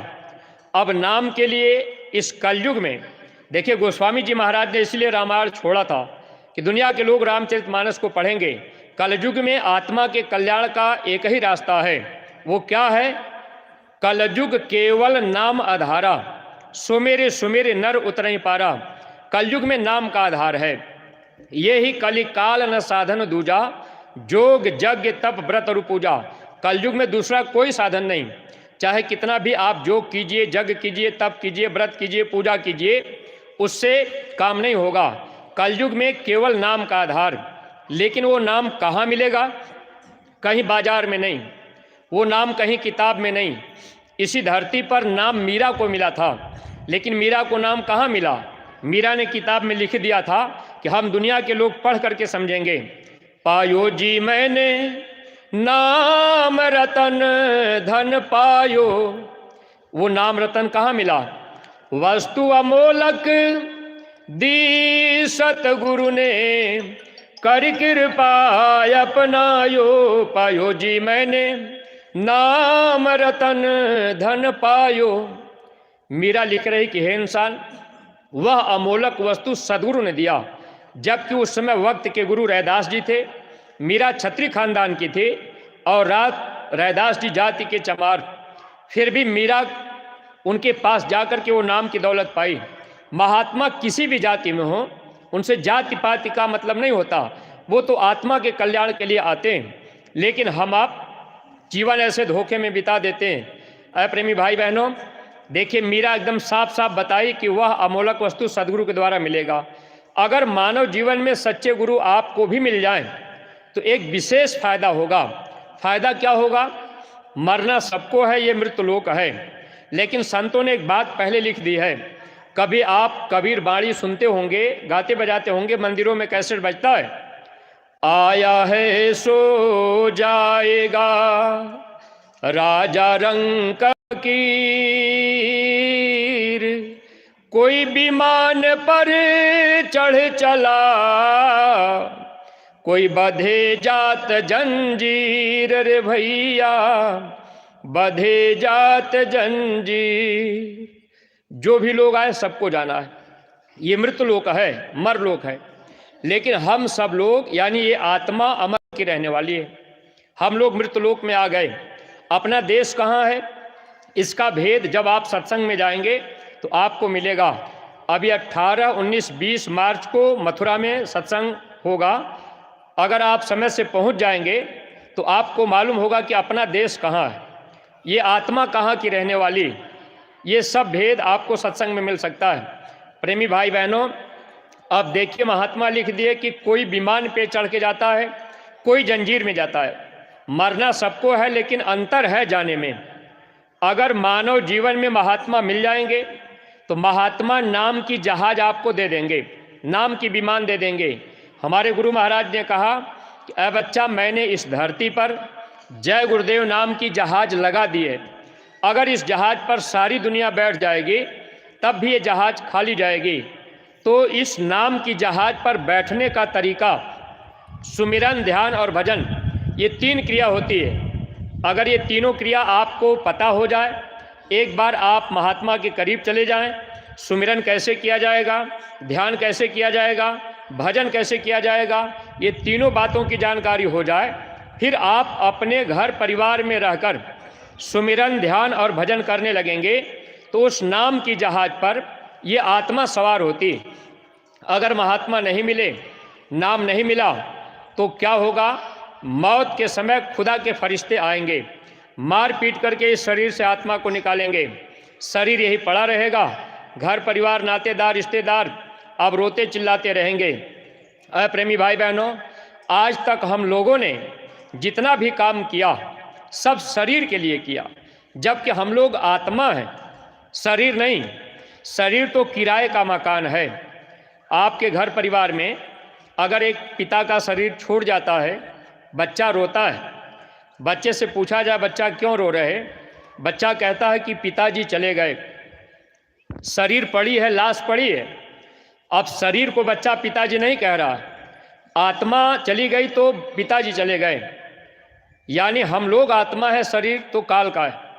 लेकिन अगर हम लोग आत्मा है तो आत्मा के लिए कमाई करने के लिए, रास्ता जानने के लिए महात्मा के पास जाना पड़ेगा। अभी तक हम लोगों ने खेती किया शरीर के लिए, दुकान किया शरीर के लिए, घर मकान बनाया शरीर के लिए, नौकरी किए शरीर के लिए, मजदूरी किए शरीर के लिए, आत्मा के लिए कोई कमाई नहीं कर पाए। महात्मा मिल जाएंगे तो वही आत्मा की कमाई हमारे आपके साथ जाती। अगर महात्मा मिल जाएंगे तो मौत के समय पीड़ा नहीं होगी, क्योंकि महात्मा इस मनुष्य शरीर में ये 10वां दरवाज़ा खुलने का भेद बता देंगे। और रोज रोज आप अपने घर परिवार में रहकर सुमिरन, ध्यान और भजन करें तो ये दरवाज़ा खुल जाएगा। जैसे कोई आदमी हो, अब ये मकान आपका बना है, अगर आपको दरवाजे से निकाला जाएगा तो आपको पीड़ा नहीं होगी। दरवाज़ा बंद करके खिड़की के रास्ते से आपको खींचा जाए तो आपको दर्द होगा। जब इस शरीर से आत्मा को खींचा जाता है, अगर महात्मा नहीं मिले, दरवाजे का भेद नहीं मिला, सुमिरन, ध्यान, भजन नहीं किए, तो तो ऐसी जीवात्माओं को जमदूत बेरहमी के साथ जबरदस्ती खींचते हैं।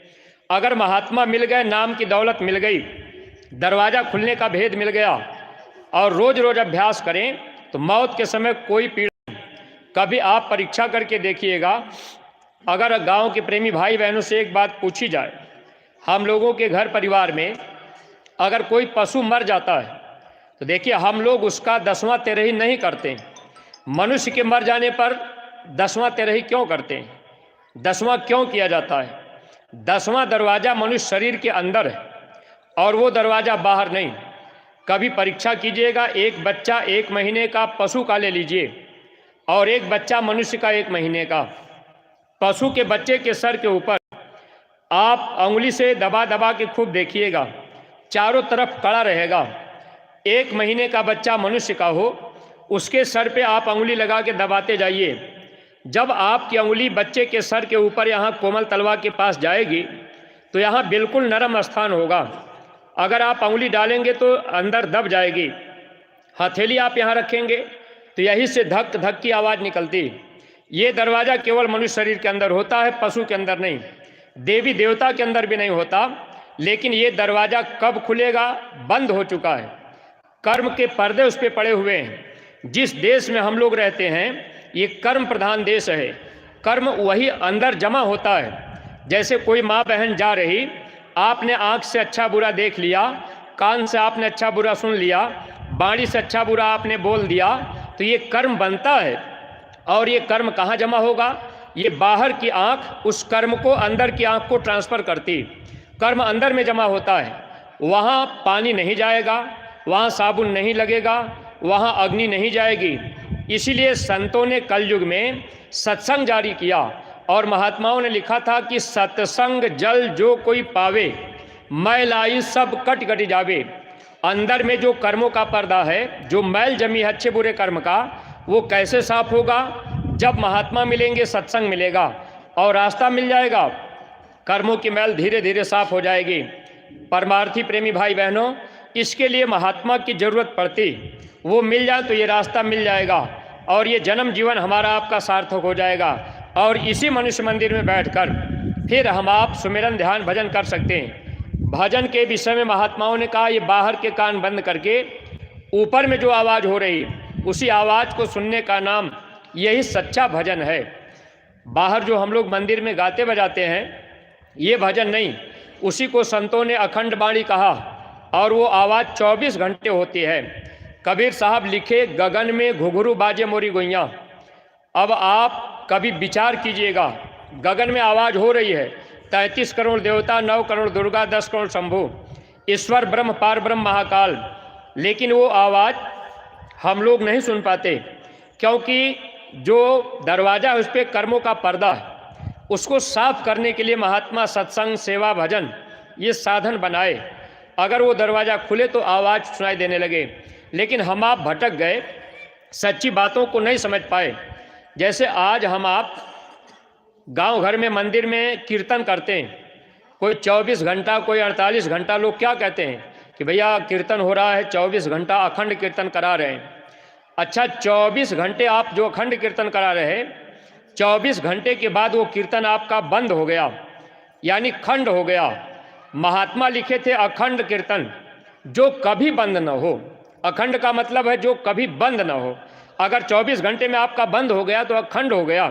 तो महात्मा तो लिखे वो बात कि ऊपर में अखंड कीर्तन हो रहा है, आवाज़ हो रही है और वो आवाज़ हर इंसान के पास तक आती है, सुनाई भी देती है। लेकिन हम आप ऐसे महात्मा की तलाश नहीं कर पाए। प्रेमी बहनों, अगर आप महात्मा की खोज करेंगे वो रास्ता मिल जाएगा। और जब ये जीव, यानी जब बच्चा माँ के गर्भ में रहता है तो माँ के गर्भ में बच्चा 9 महीने उल्टे टंगा रहता है, भजन करके वादा करके आता है कि हम बाहर जाएंगे तो भजन करेंगे। बाहर आने के बाद माया पर्दा लगा देती, बच्चा भूल जाता है, कहाँ कहाँ करके चिल्लाता है। माताएं बहनें उस समय क्या करती हैं? बच्चा जब रोने लगता है तो उस समय सामने दीपक जला देती हैं। माताएं बहनें इस बात का ध्यान रखा करें, अगर आपने जैसे बच्चा पैदा हुआ और वो दीपक या बल्ब कहीं आपने बगल में जला दिया तो वो बच्चा उस रोशनी को देखने के लिए अपनी पुतलियों को इधर खींच देता है, कभी कभी बच्चों की पुतलियां एक तरफ खिंच जाती हैं, इसलिए वो रोशनी सामने रखी जाती है। अगर 5 सेल का टार्च बच्चे की आंख पर आप जलाएंगे, एक तक बच्चा उसको देखेगा और चुप हो जाएगा। इससे यह साबित होता है कि माँ के गर्भ में बच्चा प्रभु के प्रकाश को देखता रहा। बाहर आने पर अंधेरा हो गया, फिर बच्चा रोने लगा। अब हिंदू का बच्चा हो चाहे मुसलमान का, हिंदू का बच्चा अगर हिंदी में रो रहा तो मुसलमान का बच्चा उर्दू में नहीं रोता, अंग्रेज का बच्चा अंग्रेजी में नहीं रोता। ये तो यहाँ आने के बाद हम लोग जाति बिरादरी में फंस गए। उस मालिक की तरफ से कोई जाति बिरादरी नहीं बनाई गई, बस इंसान बना के हम लोगों को भेजा गया। कभी आप बच्चा अगर रो रहा, महीना 2 महीना 4 महीने का बच्चा हो जाए, माताओं बहनों से ही पूछा जाए कि आपके घर में अगर बच्चा रोता है तो माताएं बहनें बच्चे को चुप कराने के लिए कभी उसके हाथ में घुघुना पकड़ा देती, उसके कान के पास बजाती, तो बच्चा उस आवाज़ को सुन के चुप होता है। अब माताओं बहनों को ये जानकारी नहीं कि हम बच्चे को घुघुना क्यों पकड़ा रहे, बच्चा चुप क्यों होता है। माँ के गर्भ में वो आवाज़ जो ऊपर हो रही, वो आवाज़ वो सुनता था, बाहर आने के बाद आवाज़ बंद हो गई, इसलिए बच्चा रोता है। जब बाहरी आवाज़ बच्चे के कान में जाती है थोड़ी देर के लिए सुनता है, लेकिन वैसी आवाज़ वो जो संगीत ऊपर में बज रहे, वैसी चीज़ यहाँ नहीं हो पाती। अगर महात्मा मिल जाएं तो इसी मनुष्य मंदिर में उस आवाज़ को सुन करके हम आप अपने सच्चे देश जा सकते हैं। प्रेमी भाई बहनों, अगर महात्मा नहीं मिले तो एक न एक दिन हम लोगों का समय पूरा हुआ, धर्मराज के दरबार में हम लोग हाजिर किए जाएंगे। होगा जब परलोक में तेरा हिसाब, कैसे मुकरोगे बता दो ऐ जनाब, कोठरी खाली करा ली जाएगी। ये शरीर आपका यही पड़ा रहेगा, आत्मा धर्मराज के दरबार में 1 मिनट के अंदर कर्म का हिसाब होगा। वो मालिक पूछेगा कि भाई मैंने आपको मानव जन्म दिया था तो आपने कितना अच्छा काम किया है और कितना आपने बुरा काम किया है। आज हम आप जितने भी लोग हैं, हम कोई बुरा काम करेंगे तो हम भी छिपाएंगे, आप कोई बुरा काम करेंगे तो आप भी छिपाएंगे। धर्मराज के दरबार में जब जीवात्मा को पेश किया जाता है, जीव कहता है कि मैंने जीवन में कोई बुरा कर्म नहीं किया।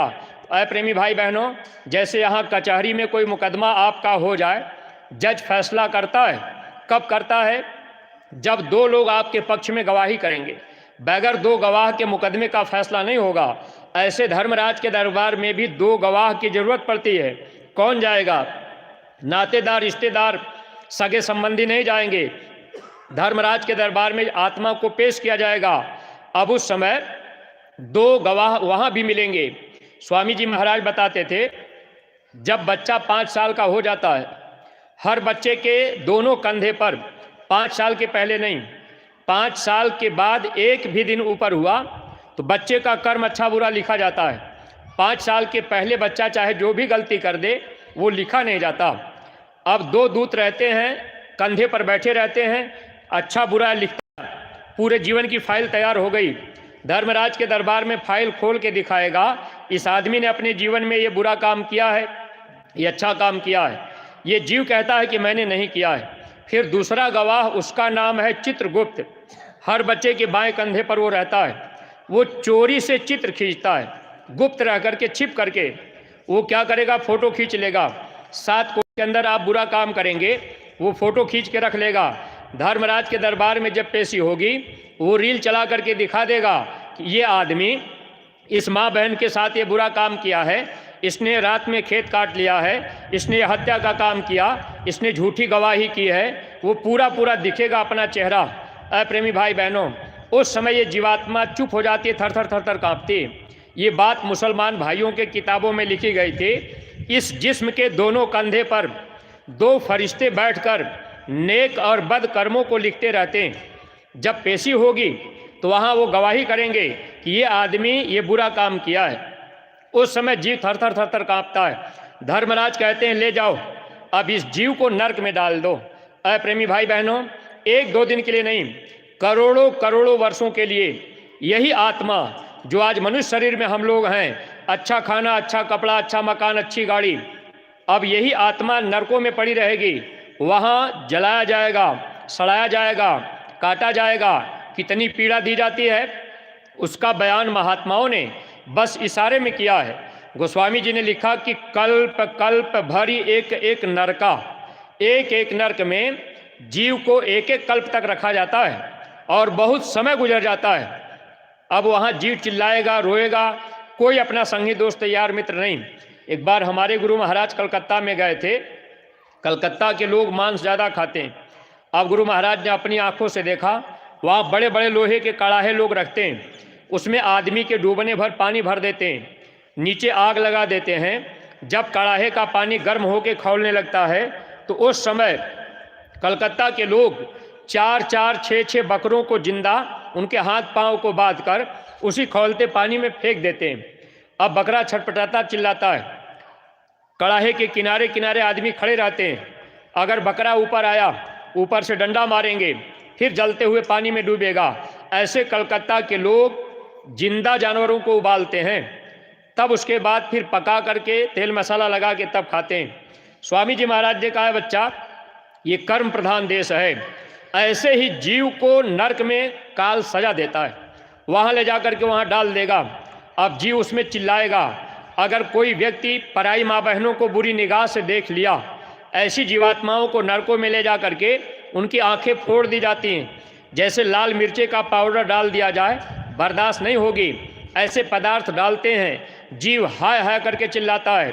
स्वामी जी कहते थे, बिना पीकर लगाए कई किलोमीटर आवाज़ जाती है, लेकिन जो महात्मा दृष्टि वाले आए वो महात्मा आके आवाज़ लगाए।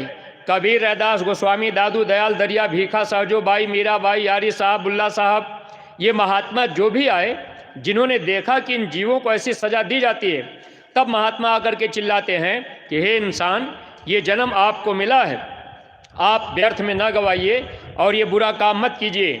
हमारे गुरु महाराज यही प्रार्थना करते रहे कि लोग शाकाहारी बन जाएं। अब हम आप ये कहते हैं, भाई क्यों छोड़ दे, बाबा जी की बात क्यों माने। अगर बाबा जी की बात हम आप नहीं मानेंगे तो कोई बात नहीं, लेकिन एक बात आप याद रखिएगा, हमारे गुरु महाराज कहते थे, मेरी न मानो यमराज तो मनाएगा, तेरा ही कर्म तुझे मार कर भोगाएगा, पापों की अग्नि में जलना पड़ेगा, रे मन मुसाफिर निकलना पड़ेगा। आज नहीं तो कल ये शरीर छूटना है और वो धर्मराज हिसाब करके सजा सुना देंगे। इसलिए प्रेमी भाई बहनों, इसकी सजा हम जीवों को भोगनी पड़ती। जब जीव को नरकों से निकाला जाएगा तब फिर ले जा करके 84 में डाला जाता है। अब नरकों की पार होती, जैसे कोई आदमी शराब के नशे में अगर किसी माँ बहन के साथ बुरा कर्म कर दिए, ऐसी जीवात्माओं को वहाँ नरक में लोहे के मोटे मोटे खंभे आग से तपते रहते हैं और उसी खंभे में जीव को चिपका दिया जाता है। करोड़ों वर्षों तक जीव जलता रहता है, हाय हाय करके चिल्लाता है। संतों ने लिखा है, पर नारी के रास्ते सीधे नर के जाए, ताको जम छाड़े नहीं, केतिक करो उपाय। इसलिए प्रेमी भाई बहनों, आप चाहे जिसकी भी पूजा पाठ करते हो, लेकिन इन बुराइयों से अपने अपने को बचाइएगा। और ये कर्मों की माफ़ी जल्दी मिलती नहीं। अगर महात्मा मिल जाएंगे, गुनाह माफ़ हो जाएंगे। गुरु महाराज कहते थे, जब जीव को नरक से निकाला जाएगा तो फिर ये मनुष्य शरीर अभी नहीं मिलेगा, फिर ये आत्मा कहाँ जाएगी।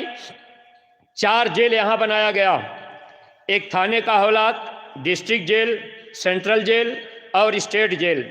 4 जेल यहाँ बनाया गया। ऐसे कुदरत ने भी 4 जेल बनाया, अस्थावर, उस्मज, अंडज और पिंडज। गांव में कोई आदमी अगर हल्का फुल्का बुराई कर दिया, कोई चोरी कर लिया, पुलिस ले जाएगी, थाने में बंद करेगी, मारेगी, पीटेगी। अगर अपराध भारी है तो जिला जेल में डाला जाएगा।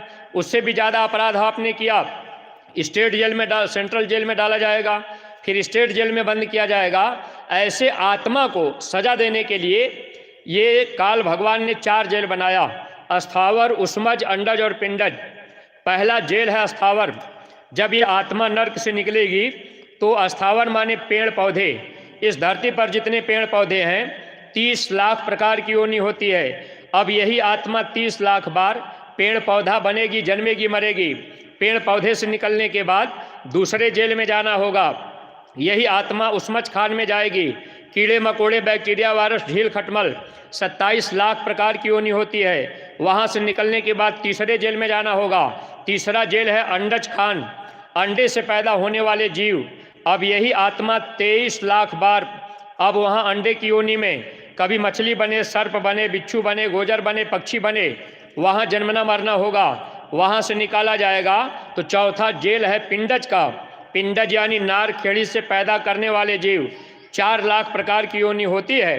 अब यही आत्मा 4 लाख बार कुत्ता, सुअर, बिल्ली, घोड़ा, गधा बनती है। अंतिम योनि गाय और बैल की मिलती है। गाय के मरने के बाद स्त्री का तन मिलता है, बैल के मरने के बाद पुरुष का तन मिलता है। ये 84 लाख योनियां हैं। 30 लाख बार पेड़ पौधे में, 27 लाख बार कीड़े मकोड़े में, 23 लाख बार अंडे के जीवों में, 4 लाख बार पिंडज में, 30, 27, 57, 57, 23, 80, 80, 4, 84। गोस्वामी जी महाराज ने लिखा था 4 खान 84 लाख योनियों में भटकने के बाद एक बार ये मानव जन्म मिलता है। यही बात कबीर साहब लिख करके गए, लख 84 भरम के पग पे अटको आए, अब की पासा ना पड़ा तो फिर 84 जाए।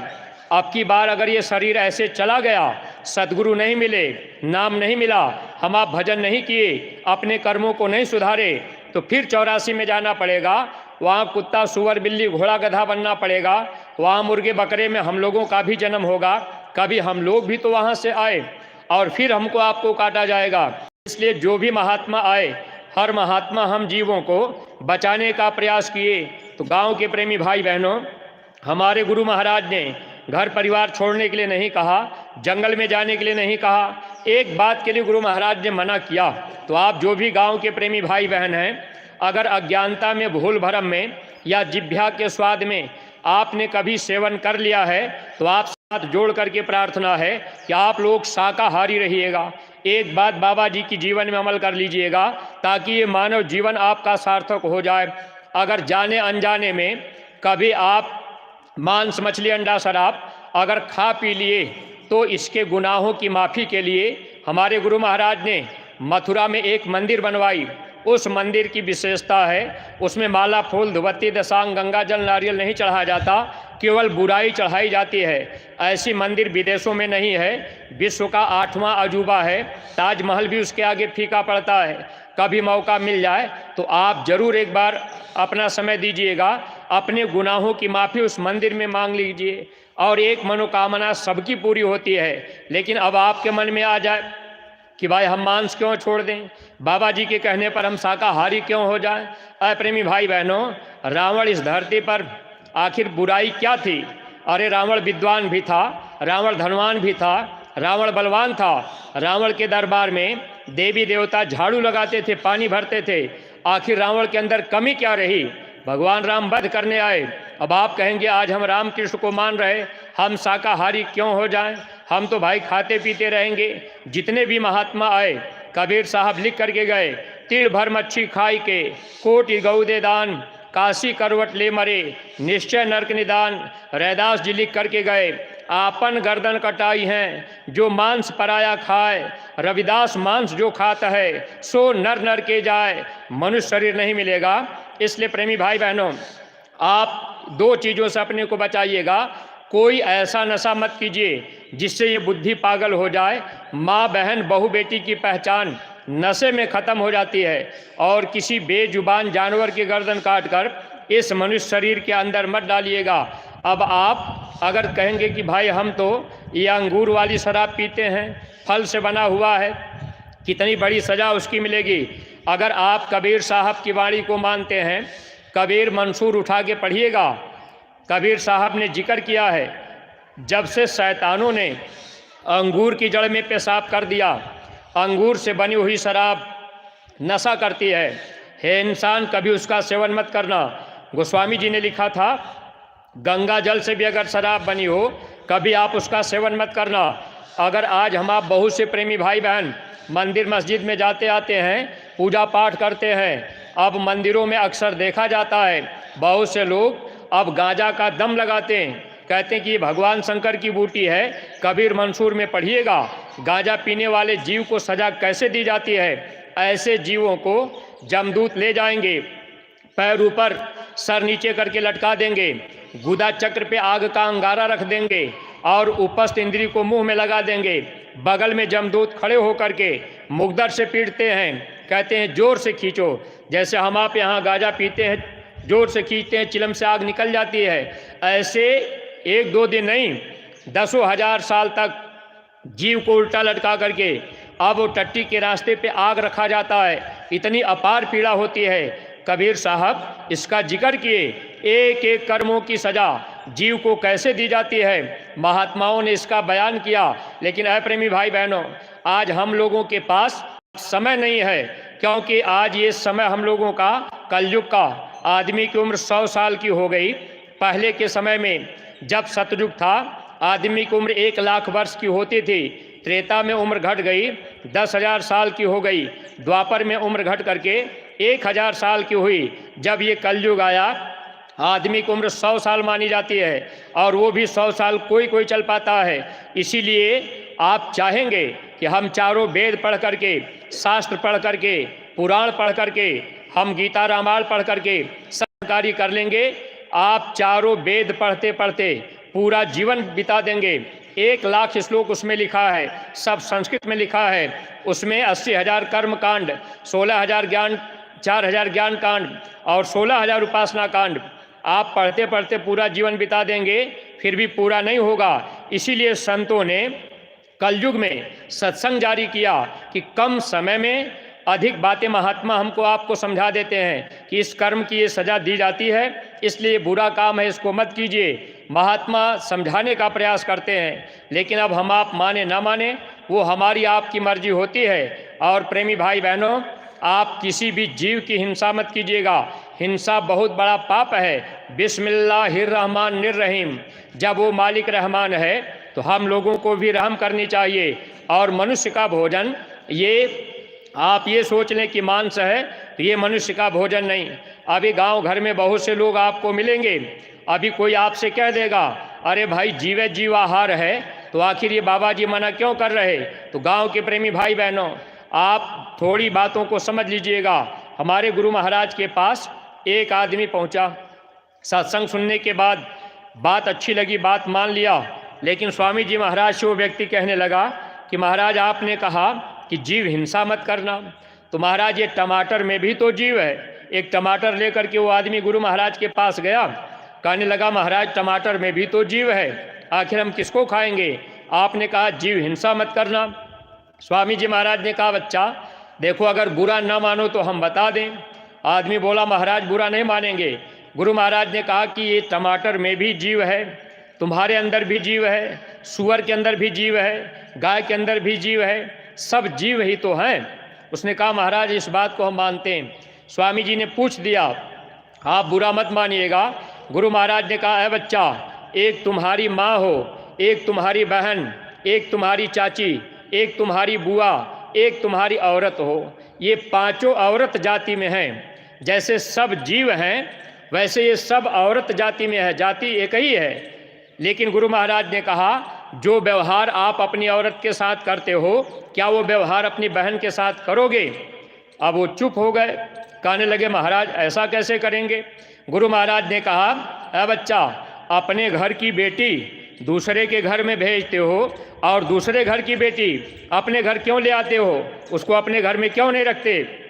महात्मा के सामने मनुष्य के पास औकात नहीं है जो जवाब दे दें। चुप रह गए।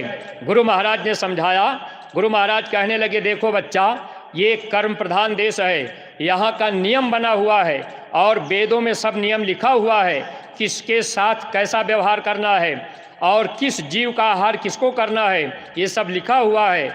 इस धरती पर जितने पेड़ पौधे साग सब्जी फल फूल हैं, इनको मार काट करके खाने का अधिकार मनुष्य को दिया गया।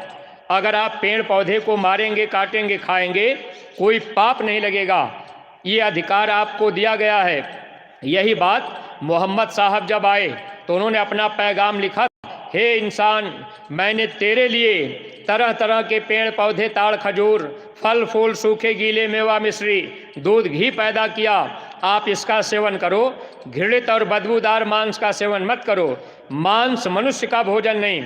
मनुष्य का भोजन क्या है, महात्माओं ने लिखा था, अन्न खाए सो मानवा, मांस खाए सो स्वान, अन्न मांस दोनों भखे, सो प्राणी राक्षस जान। प्रेमी भाई बहनों, मनुष्य भोजन अनाज तो ये पेड़ पौधे जो हैं इनको अगर हम आप मारते काटते खाते हैं तो ये जीव का आहार हमारे आपके लिए बनाया गया।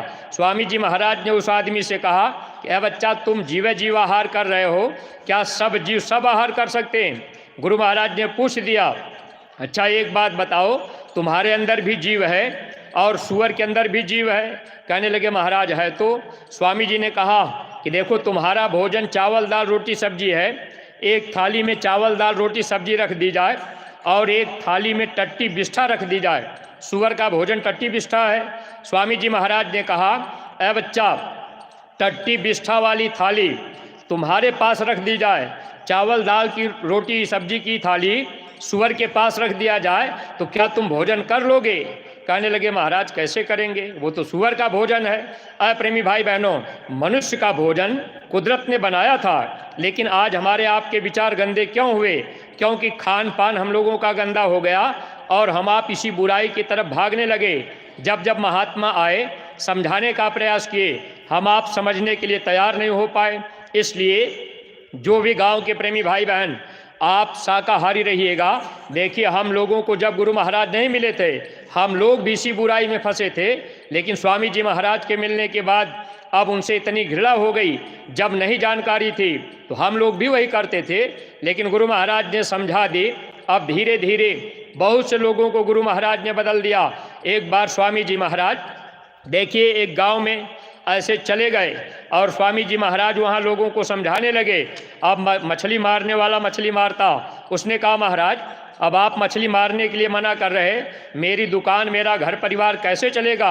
स्वामी जी महाराज ने कहा, बच्चा तुम मछली मारना बंद कर दो और एक छोटी सी दुकान सब्जी बेचा करो, ठेला पर सब्जी बेचा करो और रोज़ भजन किया करो, तुम्हारे घर में बरकत रहेगी, बीमारियों में कमी आ जाएगी, जीवन खुशहाल हो जाएगा। लेकिन प्रेमी भाई बहन, अब हम आप माने तो अगर महात्मा मिल जाएंगे दोनों तरह का सुख मिलेगा। इसलिए जो भी प्रेमी भाई बहन आप शाकाहारी रहिएगा, अंडे का भी सेवन मत कीजिएगा। अंडा शाकाहारी में नहीं आता। अगर कोई आपसे कह दिया कि अंडा तो शाकाहारी है, अब आप मान लेंगे कि भाई अंडा शाकाहारी है। हर जीव का आहार अलग अलग बनाया गया है, इसलिए अंडा शाकाहारी में नहीं आता। हमारे गुरु महाराज बताते थे, ये जो माताएं बहनें हैं, ये संदेश आपके लिए दिया जा रहा, आप इसको ध्यान से समझ लीजिएगा। इन माताओं बहनों को महीने में 5 दिन की बीमारी होती है। जब माताओं बहनों को महीने की बीमारी हो जाए, उस समय 5 दिन तक आप अपने शरीर पर पानी मत डाला करिए। अगर आपने शरीर पे पानी डाल दिया तो ये शरीर आपका बीमारी में रहेगा। जो बच्चे पैदा होंगे बीमारी में रहेंगे, बुद्धि के कमज़ोर होंगे, लूजे लंगड़े होंगे, माता पिता की बात को नहीं मानेंगे। माताएं बहनें 5 दिन का परहेज किया करिए। आप अपने पैर को घुटने पर से, हाथ को यहाँ घुटने पर से चाहे जितनी बार धो लीजिए, कपड़े बदल लीजिए। 5वें दिन शाम को स्नान कर सकती हैं। अगर आप इस परहेज को करने लगें तो आपके घर में बीमारियां कम हो जाएंगी। और जब महीने की बीमारी हो जाए तो आप अपने हाथ से खाना पानी मत छुआ करिए। अगर आपके हाथ का छुआ हुआ खाना, आपके हाथ का छुआ हुआ पानी कोई खा पी लेगा, उनको भयंकर बीमारी लगेगी। बीमारियां 3 तरह से आती हैं, बद परहेजी से, मौसम की तब्दीली से और प्रारब्ध कर्मों से। 3 तरह से बीमारी आती है। इसलिए माताएं बहनें आप ये परहेज करिए। पहले के समय में स्कूल और कॉलेज में ये सब शिक्षा दी जाती थी। पहले माताएं बहनें परहेज करती थी, इतनी बीमारियां नहीं थी।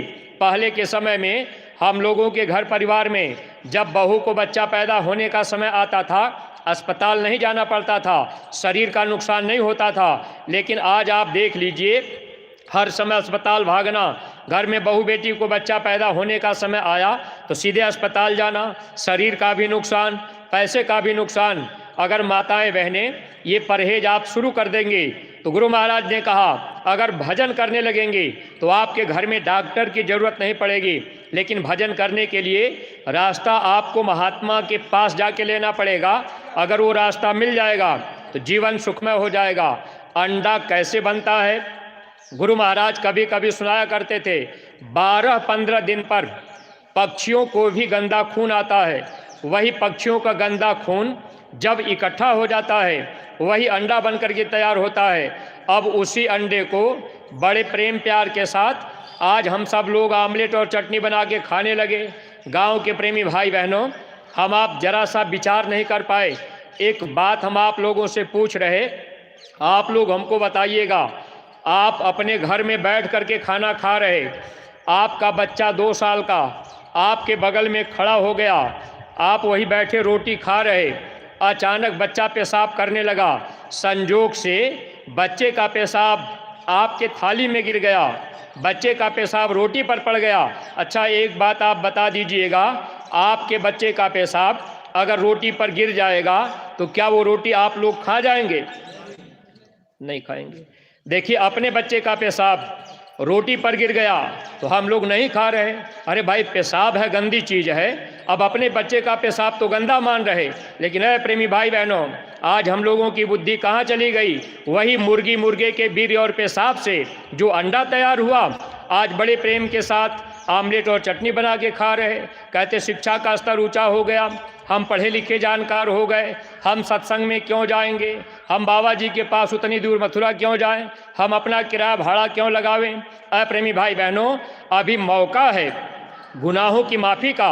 हमारे गुरु महाराज ने कहा है, शाकाहारी बनने की एक तारीख निश्चित है, अगर वो तारीख बीत जाएगी फिर गुनाहों की माफ़ी नहीं होगी। लोग हॉस्पिटल में जाएंगे, बीमारियों की आंधी चलेगी, डॉक्टर के पास जाएंगे, डॉक्टर नब्ज पकड़ेगा और डॉक्टर को भी बीमारी लगेगी।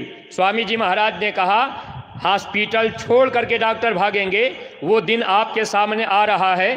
अब ये छोटा सा कोरोना वायरस ये कुछ भी नहीं है, आगे जो देश दुनिया में तबाही मचने जा रही है, हम लोग उस पर विचार नहीं कर पा रहे। सत्संगी प्रेमी भाई बहनों, स्वामी जी ने इतना तक कहा, और आप सूरदास जी की बाणी याद रखते हैं, रे मन धीरज क्यों न धरे, उसमें एक लाइन सूरदास जी लिख करके गए, उड़ी विमान अंबर में जावे, गृह गृह युद्ध करे। ये घर घर युद्ध कब होगा? हमारे गुरु महाराज सत्संग में बताए थे, एक समय ऐसा आएगा जब आपके घर झुंड बना करके लोग आएंगे और आपके घर में अगर थोड़ा सा अनाज होगा तो अनाज के लिए आपकी जान मार देंगे, सोना चांदी हीरा मोती देंगे। गुरु महाराज ने कहा, अगर किसी घर में धुआं उठता नजर आ जाएगा, वहाँ लोग पहुँच जाएंगे, आपके धन दौलत को लेने के लिए, अनाज को लेने के लिए आपकी जान मार देंगे। इसलिए सत्संगी प्रेमी भाई बहनों, गुरु महाराज ने ये बात कही थी, जब दुनिया के लोग भूखों मरेंगे, रोटी नहीं मिलेगी, हमारे बच्चों को कोई तकलीफ नहीं होगी। स्वामी जी महाराज ने कहा कि बच्चे, मैं इसी गंगा की बालू उठा करके आपको दे दूंगा और आप बालू फाँक लोगे, महीनों तक भूख और प्यास नहीं लगेगी। महात्मा सब कुछ जानते हैं और उनके पास हर तरह की जड़ी रहती है। इसलिए प्रेमी भाई बहनों, आप जो भी गांव के प्रेमी हैं, आप लोगों से एक प्रार्थना यही है कि आप लोग शाकाहारी रहिएगा और इस मानव जीवन का पूरा लाभ आप चाहते हैं तो शब्द भेदी महात्मा की तलाश कीजिए। आपके नज़दीक में कोई महात्मा शब्द भेदी मिल जाए, वो महात्मा आपको नाम बताएंगे तो उसकी आवाज़ भी बताएंगे, और ये बाहर के कान आप बंद करेंगे तो वो आवाज़ आपको सुनाई देगी। जैसे आप मंदिरों में घंटा शंख बजाते हैं, आप आरती करते हैं, घंटा शंख बजाते हैं, वैसे जब ये बाहर के कान आपके बंद होंगे तो आपको वो आवाज़ सुनाई देगी। आप बाहर फंस गए, अंदर का रास्ता भूल गए। संतों ने बड़े साफ शब्दों में लिखा था, बिना बजाए निस दिन बाजे, घंटा शंख नगारी रे, बहिरा सुन सुन मस्त होता है, तन की सुधि बिसारी रे। महात्मा लिख गए कि बिना बजाए घंटा शंख बजता है। हम लोग किसी महात्मा से पूछने नहीं गए कि अरे महाराज, बिना बजाए घंटा शंख कहाँ बज रहा। अब हम आप मंदिरों में घंटा शंख बजाने लगे, थोड़ी सी आरती कर लिए, उसमें भी जब हम आप मंदिर में शाम को आरती करते हैं तो एक लाइन उसमें हम आप गाते हैं, ओम जय जगदीश हरे। उसमें हम आप गाते हैं, श्रद्धा भक्ति बढ़ाओ संतन की सेवा। लेकिन अब देवी देवता से प्रार्थना तो कर रहे कि हमारी श्रद्धा, हमारी भक्ति संतों की तरफ बढ़ा दीजिए। अगर इस मानव जीवन में संत मिल जाएंगे तब ये जीवन हमारा आपका सार्थक बन जाएगा, वरना प्रेमी भाई बहनों, वक्त आगे का नाजुक है। स्वामी जी महाराज ने कहा, ऐसा समय आ रहा लोग अपने आप को संभाल नहीं पाएंगे। अभी तो थोड़ा बहुत अनाज हम लोग पैदा कर ले रहे, खा पी ले रहे। एक बार गुरु महाराज सत्संग में कहे कि बच्चे अभी तो आप कीड़ा मार करके, दवा मार करके कुछ फसल तैयार कर लेते हो, आगे चल करके जब आप दवा मारोगे कीड़े नहीं मरेंगे, फिर आप क्या करोगे। इसलिए प्रेमी भाई बहनों, समय खराब आएगा। हमारे गुरु महाराज के उत्तराधिकारी पूज्य महाराज जी, हमारे गुरु महाराज की जन्मभूमि यही आपके इटावा जिला गांव खितौरा में पड़ता है, जो भरथना के नज़दीक है। इस समय पूज्य महाराज जी वहां पर हैं और सेवा का कार्य चल रहा है। महाराज जी एक दिन सेवा हो रही थी, कहने लगे कि अब तो आगे समय ऐसा आ रहा है, लोगों को पीने को पानी नहीं मिलेगा, अनाज का दाना नहीं मिलेगा। महाराज जी ये बताए, अगर लोग भजन करने लगेंगे, सेवा करने लगेंगे और अमृत जल पिएंगे तो महाराज जी ने कहा इनको तकलीफ नहीं होगी। कभी गांव के प्रेमी भाई बहन, आप अगर भरथना पहुंचिएगा और वहां खितौरा गांव में जहां हमारे गुरु महाराज की जन्मभूमि, ऐसी मंदिर आपको देख करके आश्चर्यजनक लगेगा। अमृत जल का एक कुआं है, उस अमृत जल को शीशी में, बाटल में अपने घरों में रखिएगा, मुसीबत में आपके काम आएगा। और जब आप होली के कार्यक्रम में 18, 19, 20 मार्च को मथुरा पहुंचेंगे तो वहां मंदिर से लाची दाने का प्रसाद मिलता है, वो बरकत का प्रसाद होता है, उसको अपने घर में रखिएगा। स्वामी जी ने कहा सोना चांदी से ज़्यादा कीमती इसको रखना और ये मुसीबत के समय आपके काम आएगा। इसलिए प्रेमी भाइयों, एक मौका हम लोगों को मिल रहा है, इस मौके का चाहें तो हम आप लाभ उठा सकते हैं, वरना ये जीवन हम लोगों का धीरे धीरे बीता चला जा रहा। मनुष्य शरीर बार बार मिलेगा नहीं।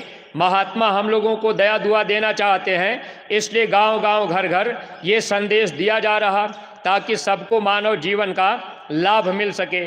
और जो सत्संगी प्रेमी, आप लोगों का फर्ज और कर्तव्य है कि आप लोग एक एक गांव को गोद ले लीजिए और आप गुरु महाराज का संदेश गांव में सुनवा दीजिए। जैसे आज इतने प्रेमी बैठे हैं, अब ये माने ना माने लेकिन संदेश सुना दिया गया, अब उनके मर्जी के ऊपर होगी और कर्मों का फल सबको अपना अपना भोगना है। हमारा आपका फर्ज है बता देना, और अगर नहीं बताएंगे कर्म दोष लगेगा।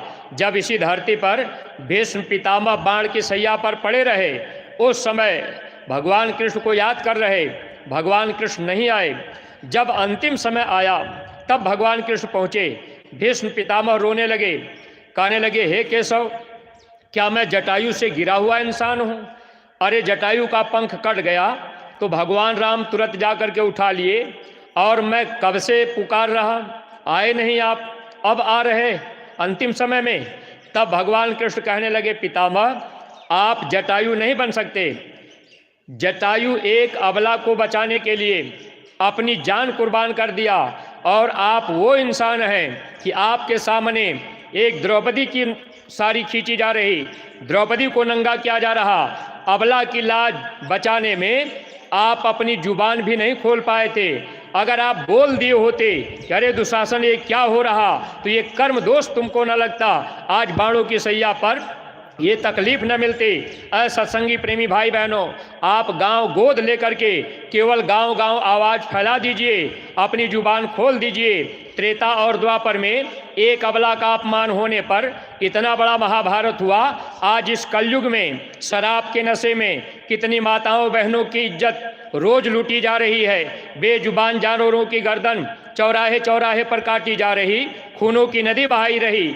अब ऐसे समय में अगर आपने केवल बाबा जी का कहना शाकाहारी रहना, अगर गांव गांव संदेश पहुंचा दिए, अगर गुरु महाराज की बात कोई जानना सुनना चाहे, छोटी सी पुस्तक आप उनको थमा दीजिए और उनके बीच आना जाना करते रहिए ताकि उनको ये संदेश मिल जाए।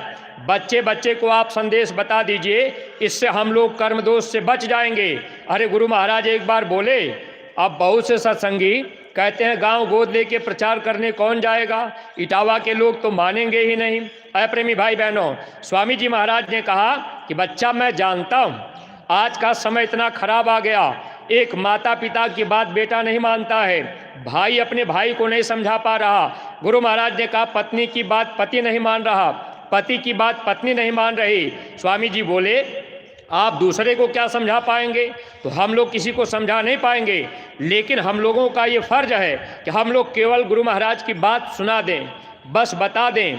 इससे क्या होगा, हम लोग कर्म दोष से बच जाएंगे। जिसका संस्कार सौभाग्य होगा, अगर वो मान लेंगे तो उनका लाभ, अगर नहीं मानेंगे तो उसमें हमारा आपका क्या नुकसान। ये सच्ची मानवता है, ये परोपकार का सच्चा काम है, ये धर्म का काम है। इसमें आपको अपना तन मन धन लगाना पड़ेगा। और गुरु महाराज ने कहा था, परिवर्तन उन बच्चों के द्वारा होगा जो परमार्थ की कसौटी पर खरे उतरेंगे। जरूरत पड़ेगी अपना तन मन धन तीनों कुर्बान कर देंगे। स्वामी जी महाराज ने कहा, जिस परिवार में बच्चे भी बैठ करके भजन करने लगेंगे, कोई तकलीफ आएगी तो उस परिवार का बाल बाका नहीं होगा, तकलीफ बगल से गुजर जाएगी। इस माताओं बहनों, आप अपने अपने बच्चों को सत्संग में भेजेंगी। 5 साल के ऊपर के बच्चे भी भजन कर सकते हैं। आप किसी भ्रम में मत रहिएगा। अब कोई आदमी आपसे कह देगा, अरे भजन तो चौथेपन में किया जाता है। अब ये कह रहे कि 5 साल के ऊपर का बच्चा भी कर सकता है। चौथेपन में भजन किया जाता है, ये बात लिखी गई थी। कब के लिए? जब राम राज्य था तब के लिए, आज के लिए नहीं। राम राज्य में पहले बाप मरता था तब बेटा मरता था। राम राज्य में पहले बड़ा भाई मर जाता था तब भाई मरता था, यानी सीरियल वाइज मृत्यु होती थी। लेकिन अब कलयुग है, कलयुग में अकाल मृत्यु है। अभी बाप जिंदा है तब तक बेटा चला गया, बड़ा भाई जिंदा है तब तक छोटा भाई चला गया। इसीलिए कलयुग में जब महात्मा आए तो महात्माओं ने सरलता कर दिया।